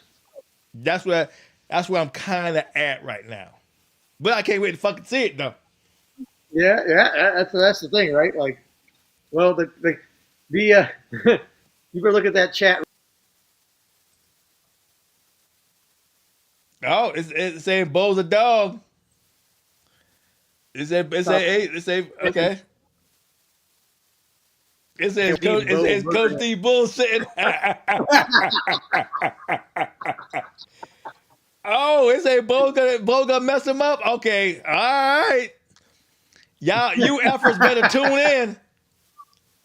You efforts have better tune in. Because if he loses, I'm going to look into my phone and go to chat ain't shit. I'm going to go to chat ain't shit and post it.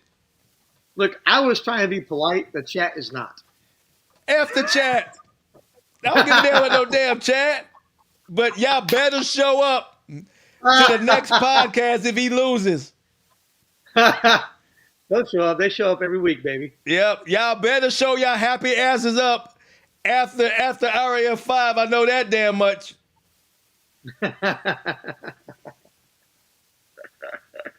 Oh, shit. All right, let's continue. What else we got? All right, let's talk about what the role MMA is playing in RAF right now. What do you think, Chris? Now that we just talked about Covington and Rockhold. We talked about Nickel and Romero, MMA and wrestling. We just had Chad Mendez and Michael Chandler. We had Bilal not too long ago. We had Buckley. We had Quay Guida. We had Darren. And MMA is making a huge impact on RAF. What's your take? I mean, I think it's integral. I think MMA is one of the most important aspects of why RAF's been able to grow so fast. I think that the relationship that wrestlers and MMA fighters have, and how well wrestling translates to MMA, and how many great MMA fighters came from the wrestling community, plays a huge part in why they're helping RAF grow. Okay, but do you think it's a cheat code, or do you think it's necessary for RAF to grow? Do we have to have MMA wrestlers with all these wrestlers we have out there in this world, from international to local, right? Do we need MMA for RAF to grow? I think right now, if you're trying to get it off the ground, absolutely. Okay. I think that you need that crossover. You need that crossover viewership. You need that name recognition. You need MMA fighters speaking highly of wrestling the way they do to help build RAF up to the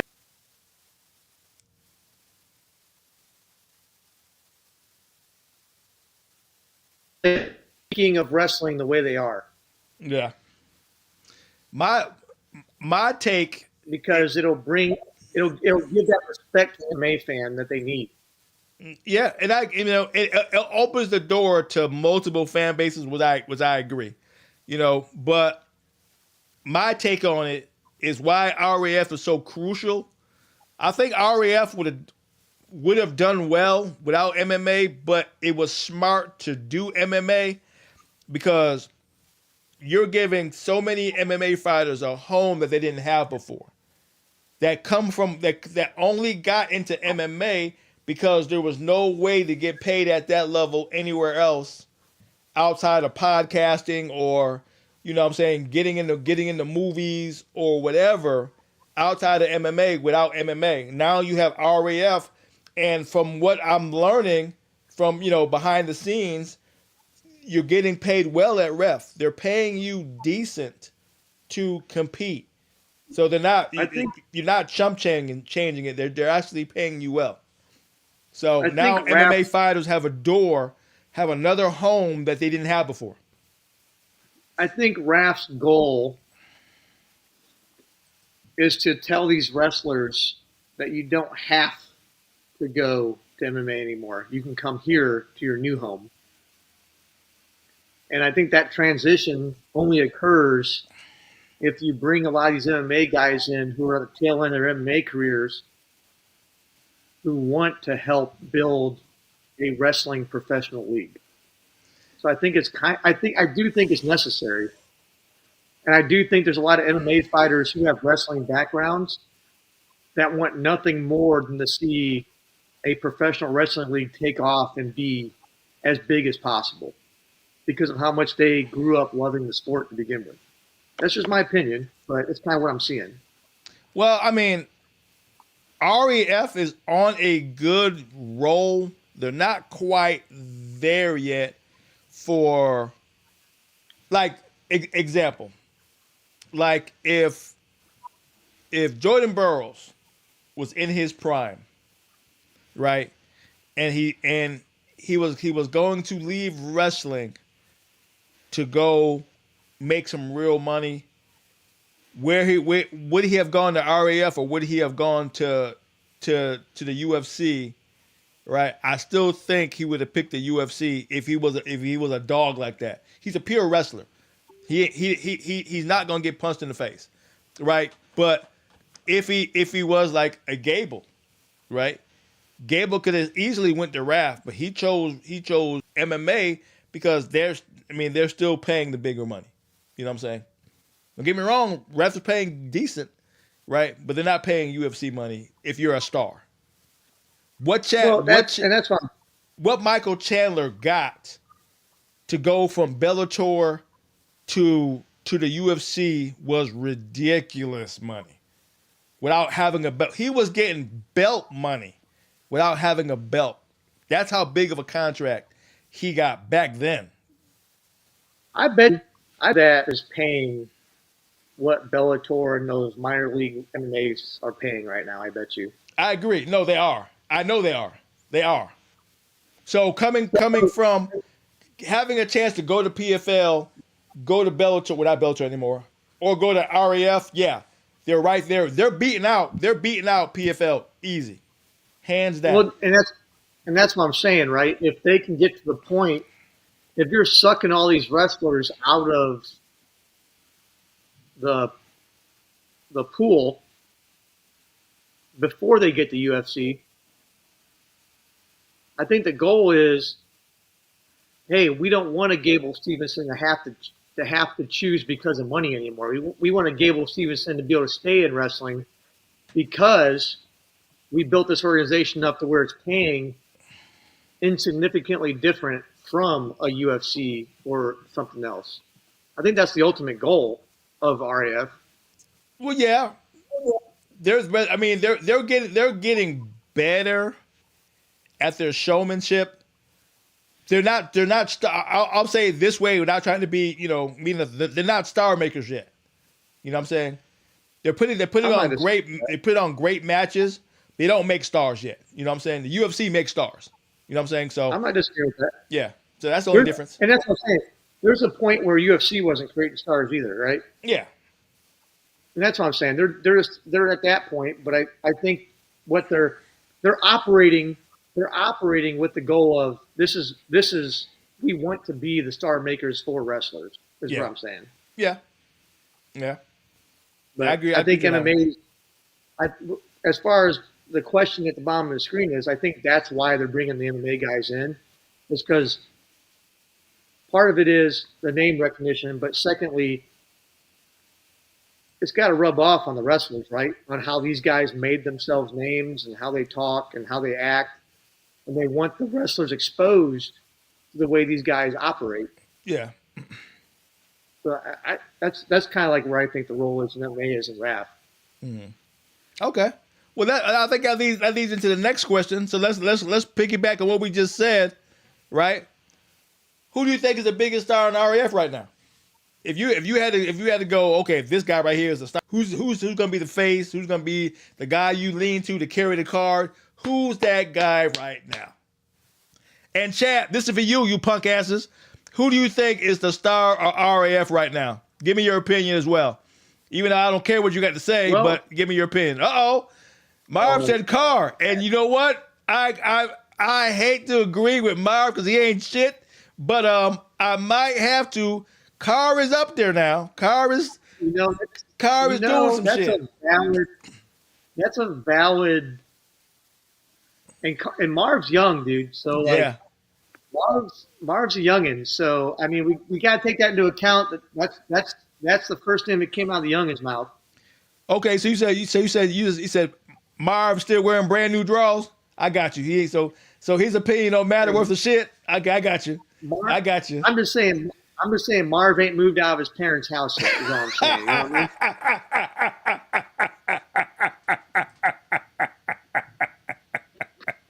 That's funny. That is funny. All right, Marv, you ain't shit. But here's the thing, right? Like, what are we defining? Are we saying, like, how are we defining star? Are we saying the face?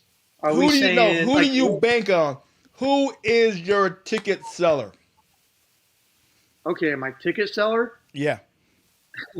Marv said you just mad because his balls don't sag yet. Well, first of all, you got to have balls for them to sag, lightweight. Your second ball hasn't even dropped yet. If you ain't got hair on them, they can't sag, bro. That's how it works. Yeah, exactly. He still got the new plastic on it. Me personally, because of who I know shows up to the events right now, it's Dake.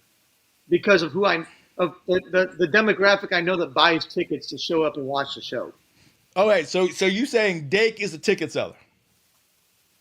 Yes, Okay, I think okay, when Dake has a match, they sell a lot of tickets. Yes. okay. Well, I'm they th- say car. I say Dake. Who you got? I'm trying to think right now. I'm because like I said, I come from a different lane because I've been around the game so long. Is butts in the seats come from different levels. They come from not only who is winning, also who's talking shit, who's calling out people. That's why I get what little brand new draws Marv is saying because of Carr. I get it. You know what I'm saying? You know, like Bo Bassett, he's the hot guy on the scene. You got Henschel, who got almost a million followers, who's gonna show up. You know what I'm saying? He can sell tickets on his own by putting the right hashtag in his daggone social media feed. You know what I'm saying? So there's so many things that I gotta weigh in when it comes to that star factor. You know what I'm saying? Look at Romero, what he's doing right now. Bo. I would have put Bo Nickel there against Dake as far as a potential ticket seller. You know what I'm saying? So Yeah, I mean that's the problem, right? There's a lot of really great wrestlers,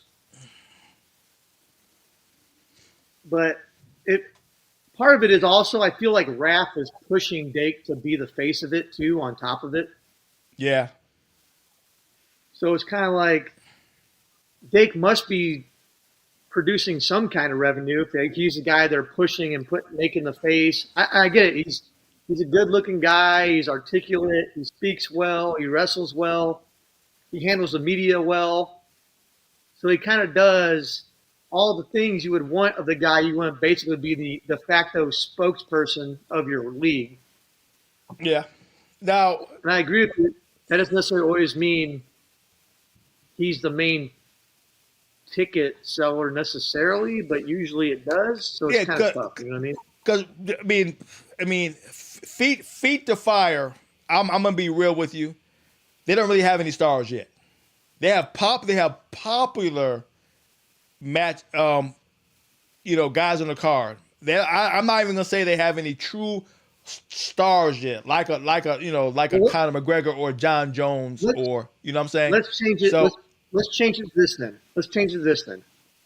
Who has the most potential to be a star in rap right now? shit, Bo Bassett.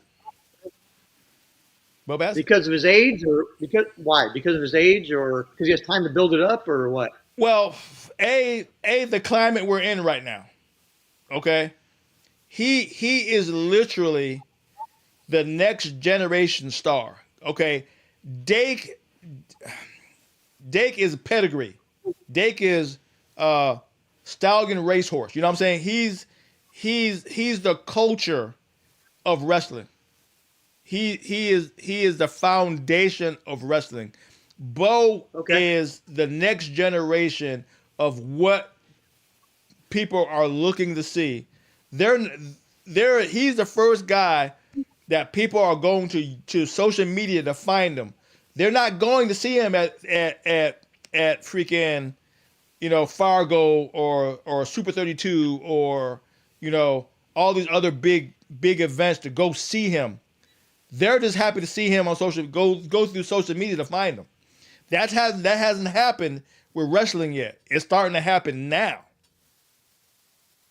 You see what I'm saying? Yeah. So, I'm but that he still got ways to go. he's not good on the mic yet. He's fought some big names that I don't know. You know what I'm saying? I'm Yeah. older, so I have a hard time relating to Bo. I just know the business we're in, right? I can relate to a Dake. I know what Dake has done. I've known what Bo has done. I know what Romero has done. I know what some of the older guys have done. Yeah. Well, So I can't relate to Bo's got to Bo like work. I can to everybody else. Bo's got to work on his on his microphone. That's hard to do because he's a very respectful guy. His family is respectful. Exactly. His everything about him is, you know, he's Do you done think it. that'll hold him He's back? done it despite the kind of guy he is. He's a good, wholesome, clean cut guy. He doesn't run his mouth. You know what I'm saying? He's in a That's what I'm saying. sport that running your mouth is part of the job description. I'm pretty sure in somebody's contract it says you better run your fucking mouth. You know what I'm saying? I'm willing to bet And that's, money. But he's not that guy, and he's done it despite it. That's why Henschel is the one talking shit. Because Bo can't. Henschel has to go to sell this card, even though on its own, it's a solid match. On its own, it's a solid match. But that's not the game we're in. We're game into showmanship. We're in the game of clickbait. We're in the game of the next story. Henschel has to sell this match. And that's well, why that's he's what I'm doing asking. it. He has to. Do you think that's a potential thing that'll hold Bo Bassett back from being a star? No, because he already is one. Now, where he wants to go in this sport, because to me, wrestling has a seat. Wrestling has a ceiling, and because Bo is already in RAF at 19, okay, where does he go from here? Well, RAF is supposed to be at the pinnacle of the sport. Like you're supposed to be like going to the UFC. You had to make it through all the local scenes first. You have to go through all the grind of the sport before you make it to the UFC. Okay, well, yeah, either coming from PFL, coming from Bellator, coming from ONE. Then you go to the top of the game of the UFC. Bo Bassett is already in the top of the game at 19. Where does he go from here? Hold on, I'm gonna push back on you a little now, Coach. Okay. You ready for this? Yeah. You said RAF had Say it again. You froze up.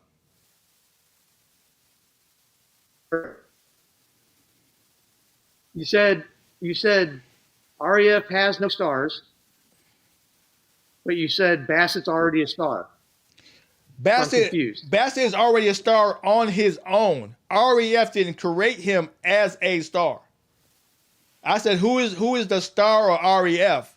It's not Bo. Bo came through the door with all his fan base, with all his followers, with everything he needed. RAF, what did RAF make as a star?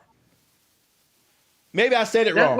Maybe I said it wrong. That wasn't how the question was framed. Yeah, maybe I said it wrong. Okay. Star, yeah. Who's a star in RAF right now? I said it wrong. Under what you're right. Under that, Bo probably to me, Bo is the biggest star in RAF. Right?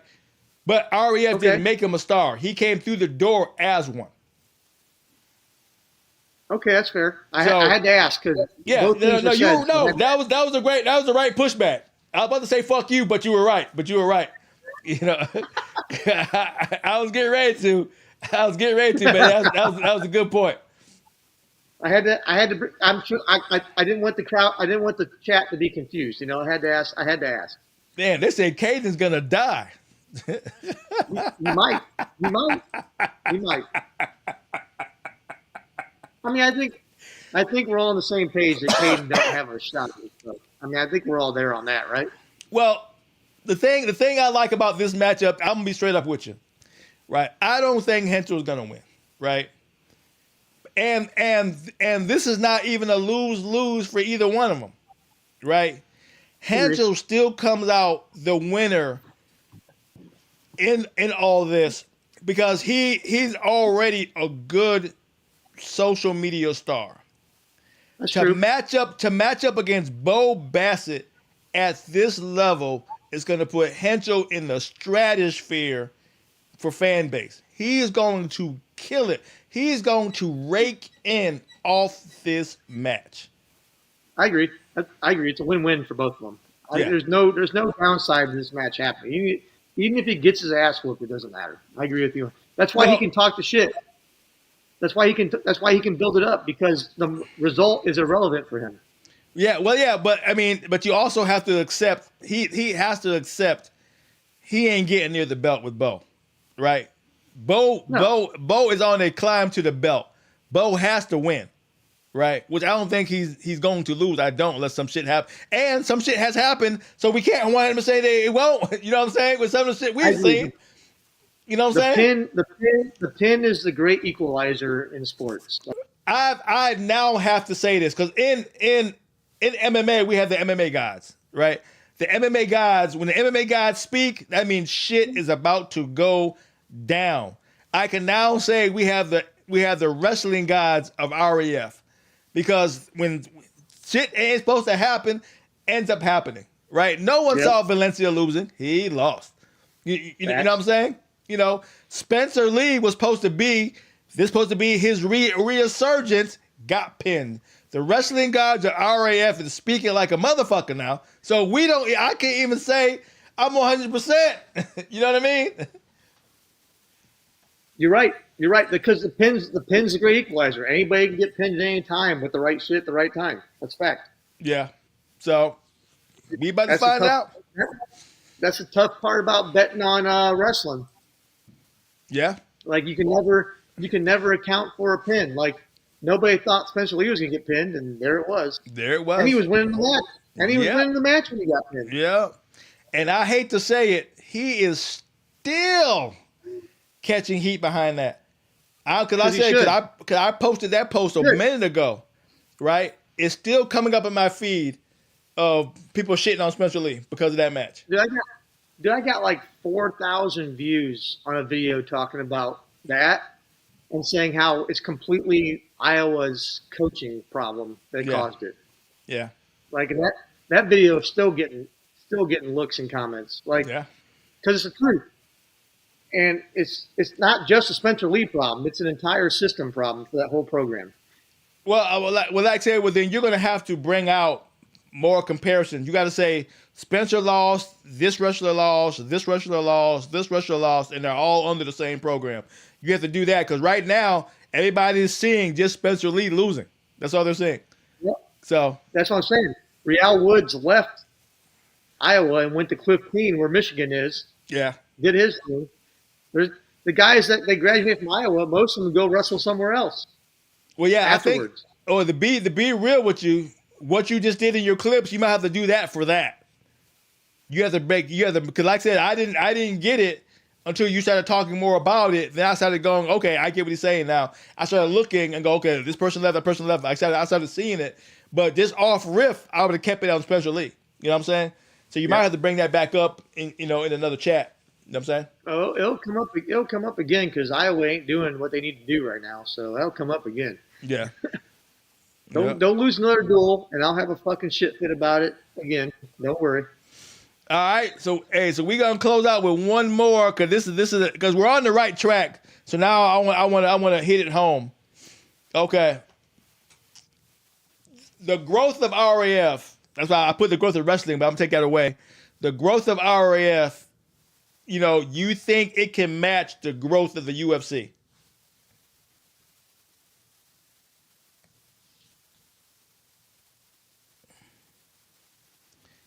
Chris and his Walmart internet. I don't know what's happening right now. Right. I should have changed that. You think the growth of RAF can rival the growth of the UFC?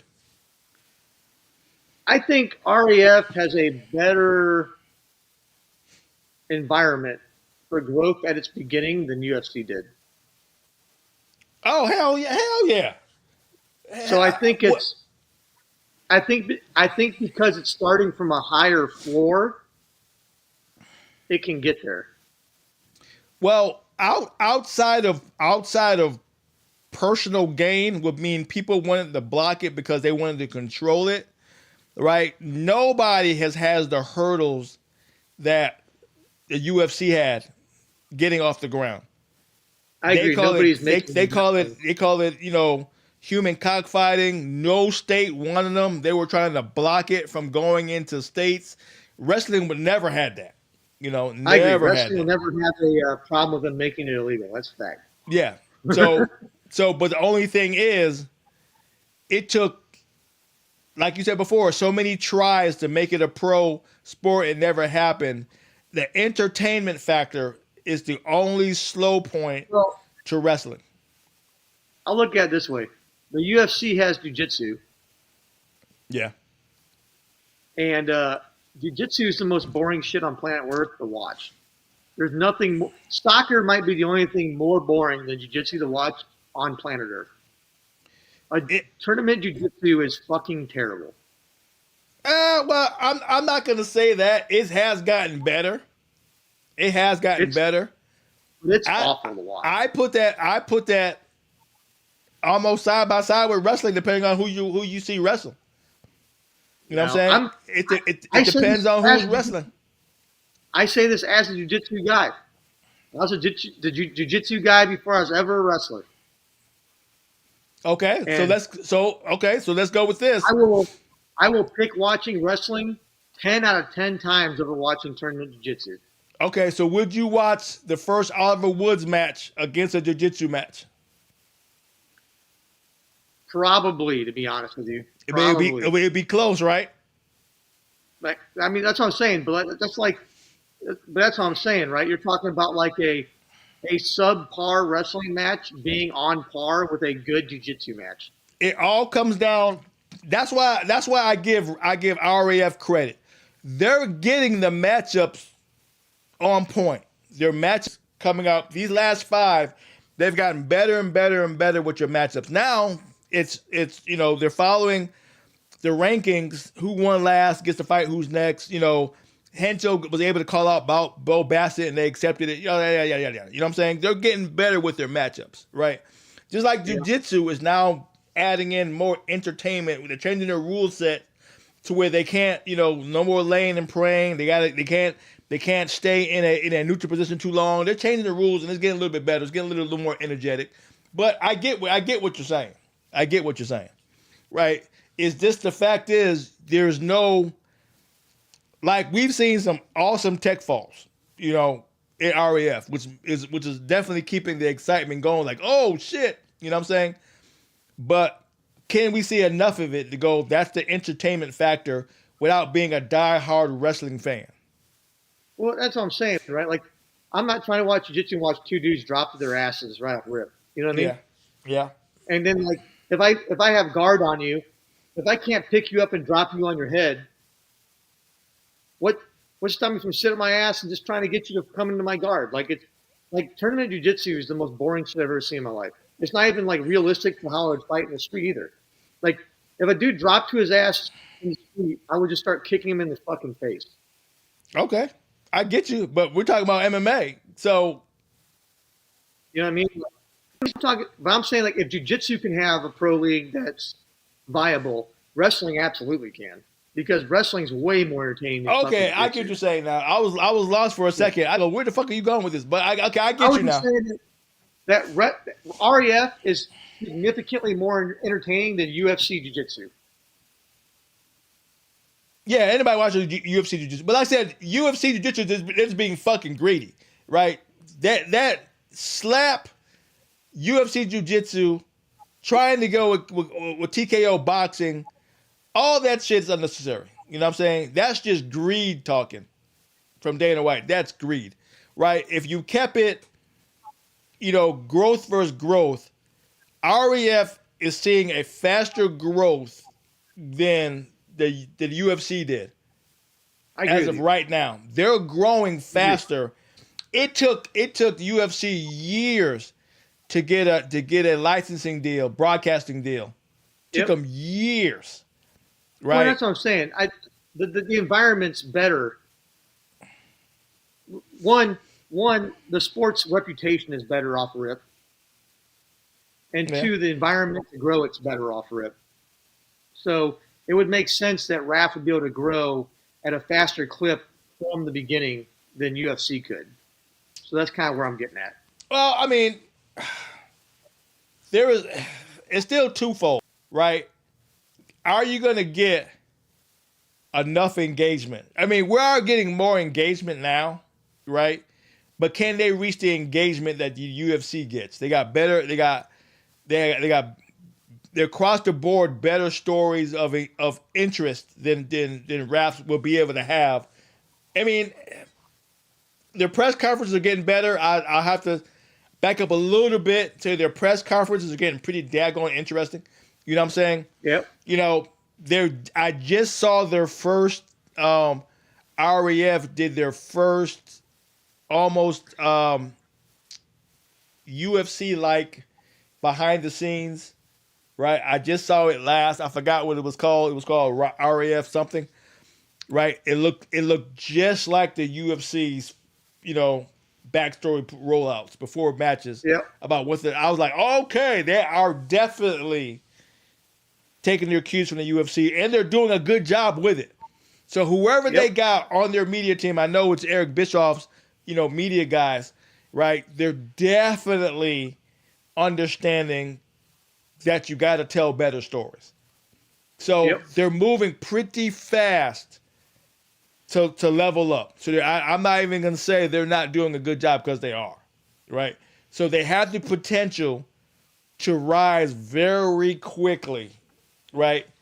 But like I said, at the end of the day, it's still just wrestling. Is that going to be enough? I think it can be. There's so many people that have been exposed to wrestling or have done it, and multiple generations of it. Like, you got millions of people, not just in the United States, but when they expand this shit outside the United States, there's so many countries where wrestling's like the only sport that matters. Mm-hmm. That they'll be like, internationally is their biggest chance to grow exponentially. Personally, what I think. Well, if they do everything they say they're going to do, from RAF International to the reality TV show to like the Contender Series, so they got enough in the pipeline to make a good run of it, right? And apparently, they got enough of a war chest to pay the right athletes. Because, like I said, I mean, the risk to compete in RAF is way lower than the risk to compete in MMA, But the risk versus reward is higher in the UFC and MMA than it is in wrestling right now. So that's true. That's true. Because look how fast Gabe has risen, because what he's done in his last 3 MMA matches, and then dirty boxing. He's blown the F up. I'm pretty sure his checks are killing RAFs right now. I'm pretty sure. You know what I'm saying? Because all the eyeballs are on him right now. He's a household name. Where you got Joe Rogan is already talking about Gable already. You know what I'm saying? Now, once Joe Rogan goes, hey, RAF is killing it. Once you hear that, then they have arrived. So once Joe Rogan is talking about RAF on a regular basis, then they're there. They're there. He's the measuring stick. We gotta get old Chad Bronstein on the Joe Rogan Experience, bro. That's what got to happen. I'm surprised he ain't there yet. He got the clout to get there. Maybe he's waiting. Maybe he's waiting to the right time. I'm gonna make some phone calls. If I had to pick any card to be on Joe Rogan, is this one. Or maybe he'll do a card in Texas in the future, and because Joe Rogan's in Austin, they might be able to do it then. That might work out real well. Chad, I know you're listening. Get to Texas and go hook up with Joe Rogan, bro. You want to talk about growth? Well, get on that Joe Rogan podcast. Hook it up. Because, like I said, hey, all bullshit aside, Bo versus Romero is actually a big deal. It's actually a pretty big deal. So, well, it's a big deal because Romero won a match that he wasn't even supposed to have. Like, Nickel being injured is why this is such a big deal. No, that Nickel versus Romero would have sold anywhere. It'd have sold in the UFC. It'd have sold in Bellator. It'd have sold in PFL. It'd have sold anywhere. Well, it's a big deal. Well, I'm just saying, I'm just saying it's an even bigger story now because Nickel got injured and Romero had to go out and win a match to get to him now instead of just showing up and wrestling him. Is all I'm saying. Well, he had him anyway. It wasn't like he wasn't going to get him. Well, But Molly. I know He you're wasn't right. going to get it. Molly whopping Downey. I put all the momentum in Romero's corner. I Yeah, put it because all because if Downey beats Romero, we're talking about Downey Bo this weekend, yeah, not Bo Romero. exactly. Which a lot of people were saying. I looked to see who was talking about it. A lot of people were leaning towards Downey to be a lot closer than what it was. I mean, I was one of those people. I ain't gonna lie to you. I Yeah. was one of those people. Yeah. That's Because their question, like, okay, this is going to be very, very close. Then they were like, oh shit, Romero folded down. You know what I'm saying? So it went from one direction all the way to the other. You know what I'm saying? well, that's what I'm saying. It's not just that he beat.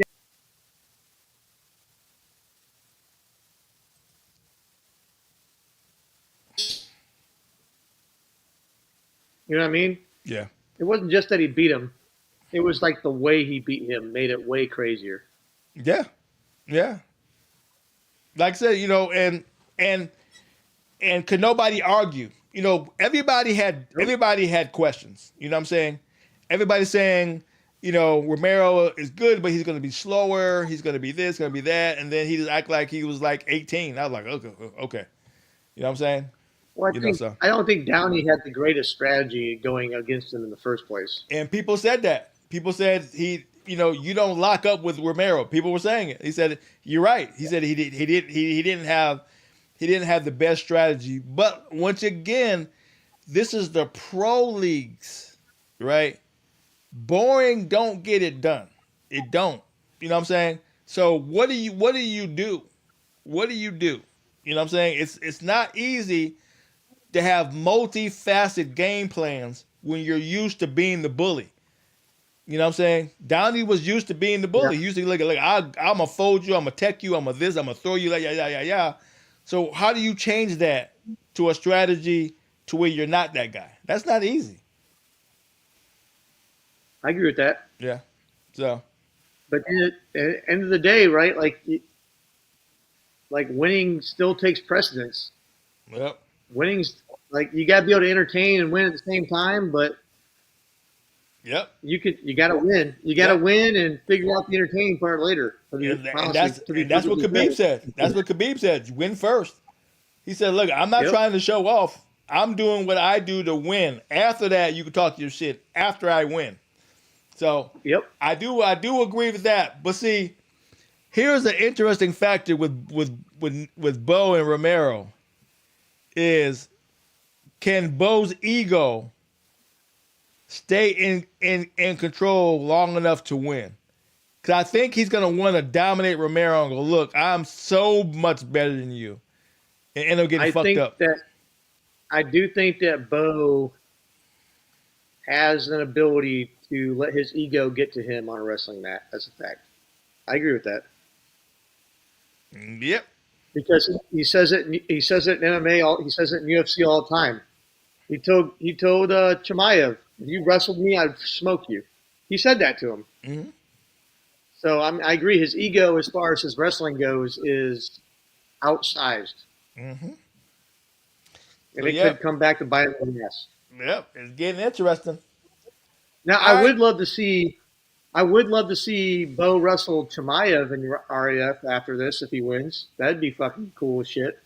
Oh, now that these call-outs are coming like they're coming, the best thing these wrestlers could have done is call out MMA fighters who got wrestling pedigrees. Now, they haven't called out a lot yet. They haven't called out, they called out, Khabib, but they haven't called out like Islam or, You gotta call out the Daddies. Yeah, they haven't called out the hardcores yet. You gotta call the Daggies out. Yep. And Raph needs to bring Saduliev into the heavyweight division. He's a Daggy. He's beaten a lot of guys. Mm-hmm. There he got Zudinov, who's a Daggy. Mm-hmm. Kodzy's a Daggy. Like they got to start bringing these daggies in if they really want to get these. Because the daggies can speak English a little bit, Mm-hmm. and the only thing they can say in English is talking shit. So it's worth it. Well, was speaking of international right now, a lot of these international wrestlers are winning. But none of them have a belt yet. Not yet, but they still winning though. All right, so let's go with Palmer versus Tusharokin. Just say Armand. Keep your life easy. Okay, Just say Armand. All right, who you Keep your got? life easy. Who you got? I'm probably taking Lance still, even though neither one of them's wrestled in a long time. Yeah. I'll still take Lance because even though Lance's only match in REF was against a dude who'd been wrestling for on point, and it just wasn't fair. But I gotta believe Lance will beat him. Okay. I think it'll be a good match, though. Like I said, I think it's a great matchup. Okay. Just because of the situation, I think it could be close. Close? Yeah, I was thinking that too, but it might end up being a close match. But I like the fact Armin's on the card. Yeah. I'm with you there. Armin's still in UFC, and he's still competing. Yeah. Yeah. And he's not like at the bottom. He's still like a Yeah, he's in the game.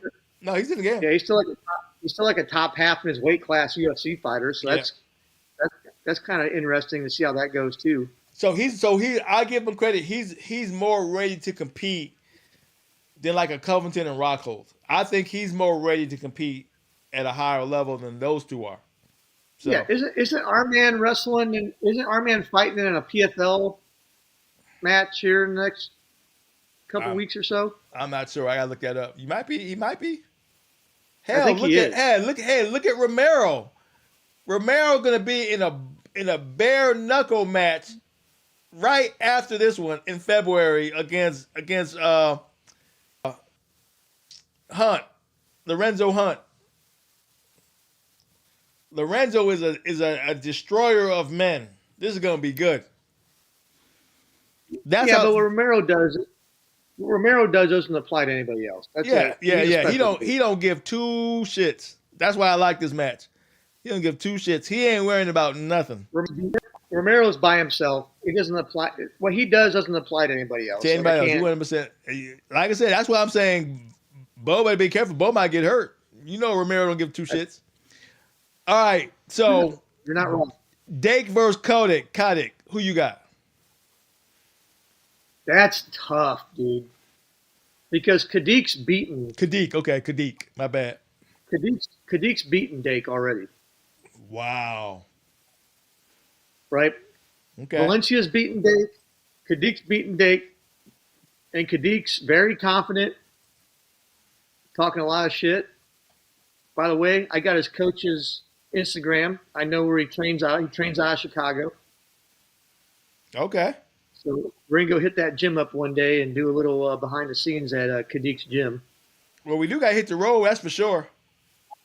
So we're going to hit that up at some point in the future. All I got to do is hit him up. Cool. But his coach is like his translator. Gotcha. So when I was doing the interview, Kadik would say some stuff in English. Sometimes his translator would say it to me. It just kind of depended on what he knew, what words he knew and what words he didn't. Gotcha. But Kadik's like saying, like, he's pretty confident. He literally said, I'm going to break Dake. I'm going to fucking mentally break him. All right. So what if he breaks him? I don't see that happening. Okay. I think it's going to be a close match. I think it's going to definitely be the toughest match Dake has wrestled in REF. Hold it. Has Dake beaten Kadik yet? No. They've only wrestled once. Okay. I do kind of like the idea of Dake getting his revenge match here Yeah.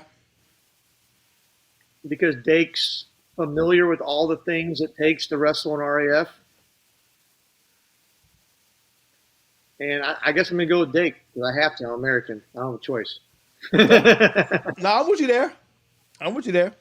Like I said, for what I know, it's a definitely you're definitely right. It's a solid matchup, and these are the matchups I need more of. You know what I'm saying? I need Yep. these close head to heads. Now, getting them is another story. You know what I'm saying? Getting these guys that can match, especially if they beat you in the offseason. If they beat you somewhere else, RAF, they should be going out their way to like you said with Bo. The guys who beat Bo should be coming to go, hey, I already beat him once, I could beat him again. These Well, are some of the Khabib, best stories out there when you've already lost to these guys and you meet up again at RAF. Best story in the world. I, be- I believe Kadik beat Dake at the World Championships. Oh. Okay. Yeah. So, yeah, Kadik's a legit wrestler. Yeah. Now, like I said, the match with Plot was way closer than I expected with him and Kadik. So that's kind of why I'm leaning towards Dake, because I kind of expected Kadik to dominate Platt, and he didn't. Mm-hmm. So that's kind of why I'm leaning towards Dake, because Dake's looked good every time he's wrestled. So Okay. that's kind of what's making me lean towards Dake, was just watching Kadik's first match in RAF. All right, let me ask you this: Do you think Downey is wrestling too much? Because he got Buchan next. What you think? Oh, Buchanan? Yeah. I think Downey needs to wrestle that much to stay sharp. He ain't, but like I said, Like he ain't wrestling slouches though. He's wrestling outside That's of good. Buckley. That's good though. But Downey has a personality that needs to be put out in the front at as many RAF events as possible. So it's good for Downey because he's getting paid, and it's good for RAF because of the way Downey operates. Okay, that's only if you ain't trying to get to a belt. Well, Downey's got to wait a minute for a belt now. So I mean, Exactly. So at that point, you might as well keep wrestling to earn your way to the belt, and keep making money for you and RAF while you're doing it. But look Like, at he get ready to Downey- find who you got. You know what I relate Downey to? I relate him to like Cowboy Cerrone. Yeah, that's a good one. He's That's going to win a bunch. That's a fair He's gonna win a fair bunch. analogy. He's going to win a bunch. He's going to lose a bunch, but he's going to be entertaining every single time. Okay. And he might never see a belt, but he's going to make some money, and he's going to help the promotion make some money at the same time, and that's perfectly fine. Okay, but like I said, But I'll what you take him over don't Buchanan. what you don't want to be is him, Muggsy, and Henschel. Even though Henchel's a little bit higher than the other two, right? You don't want to put them in the gatekeeper position. That sucks. Well, I think Downey.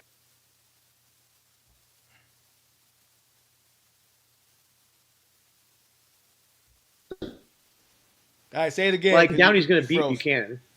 Say it again. I think Downey's going to beat Buchanan. Okay. So like, Okay. that's why I kind of relate him to Cerrone, because you can put him out there every week and he's going to still win 65% of his matches. Yeah. Like, so I like it for the fact that you never know when Downey wrestles if he's going to win or lose, but you're going to watch. Yeah, you don't for know sure. What the hell's going to happen? Like I said, he's branded himself very well in RAF. He's guy go, oh Yep. shit, Downey's fighting. You're gonna look to see who he's match up against. And you're gonna pay attention for sure. Yep. And At the very least, you're interested in the press conference. Yep, and that's kind of where I put him at. Okay, I don't know much about Lugo, and I can't even say another guy's last name. Oh, I think that'll be. I think that's a fill out the weight class match. Yeah, I should know. I had that for Muggsy and Giorgio, but okay.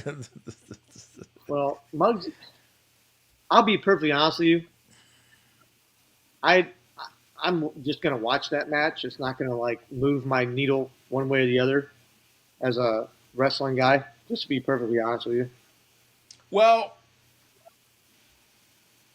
they should keep. I get why I get why they're doing it. It's just for me, it's like whatever. Okay. Okay. What do you put Giorgio at? You think they got Giorgio? They got Muggsy as a stepping stone for Giorgio to get him into to get him out of his debut to fight somebody else with a bigger name. What do you know about Giorgio? I think Giorgio is just here to wrestle that match, and it's it. Okay. Well, okay. Then we good then. I don't think the plan for Giorgio is to have him in RAF long term. Mm-hmm. But that's just, I mean, I don't know that for sure. Obviously, it's just me speculating, looking at it, you know. Well, like I said, overall, there's enough meat on this bone to eat good, man. Like I said, This is a very interesting card. Like I said, I'm just wondering where the upset's going to come from, because there's going to be some upsets, right? Like, Well, I mean, you can see plenty. DeSanto could upset Tomasello. Kadik could upset Dake. Romero could upset Bo. Yeah. I mean, Jackson versus Valencia. Can you see an upset? Well, I mean, based on my rankings, is it really an upset if either one of them wins? I got them right side. Okay, well, yeah, it'd be an upset for Valencia. He'd be back-to-back losses. No, well, I mean, you froze up, but what I was saying, it'll be an upset for Valencia. He have back-to-back losses. I mean, if Valencia loses again, it causes problems, but I got him 3 and 4 in the rankings. So, I mean, is that really based on rankings, they're kind of evenly matched, right? Well, I mean,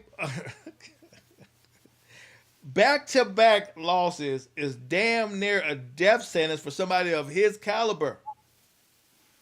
What are you talking about? Look, saying it's an upset versus saying what the implications are of him losing aren't the same thing. Okay, fair enough. Fair enough. I'm just saying, like, I wouldn't consider it an upset because Jackson just came off beating Starachi. No, yeah, I get you now. I get how you were saying it. I was saying it a little bit different. Okay, I get you now. Now, will it kill Valencia's chances of getting a belt? 100%. Yeah. Valencia has to win that match. And that's what I'm banking on. His back being against the wall, getting the best Valencia. Yeah. And here's the thing. What I like about REF is they paint a different spotlight on losing than if you lose in a wrestling tournament. It paints a whole different spotlight. That's true. Yeah, so that's 100% true. I like it. All right, Chris, let's wrap it up. Let's all right, guys. Thanks for tuning in. We'll see you next week talking about RAF 05 and whatever the hell else we feel like talking about, I guess. Yeah, like I said, we haven't seen anything for the Airbus for RAF 06 yet, so we'll wait to see how that turns out. So we see if they can match RF 5, because RF 5 is the truth. So yeah, I'm with that. Hey, great podcast, guys. Chat room doing what they're doing, talking that shit, which I don't care too much about, but I'll take it. Right? We're gonna see what happens next. All right, guys, you hold it down, hang loose until the next one.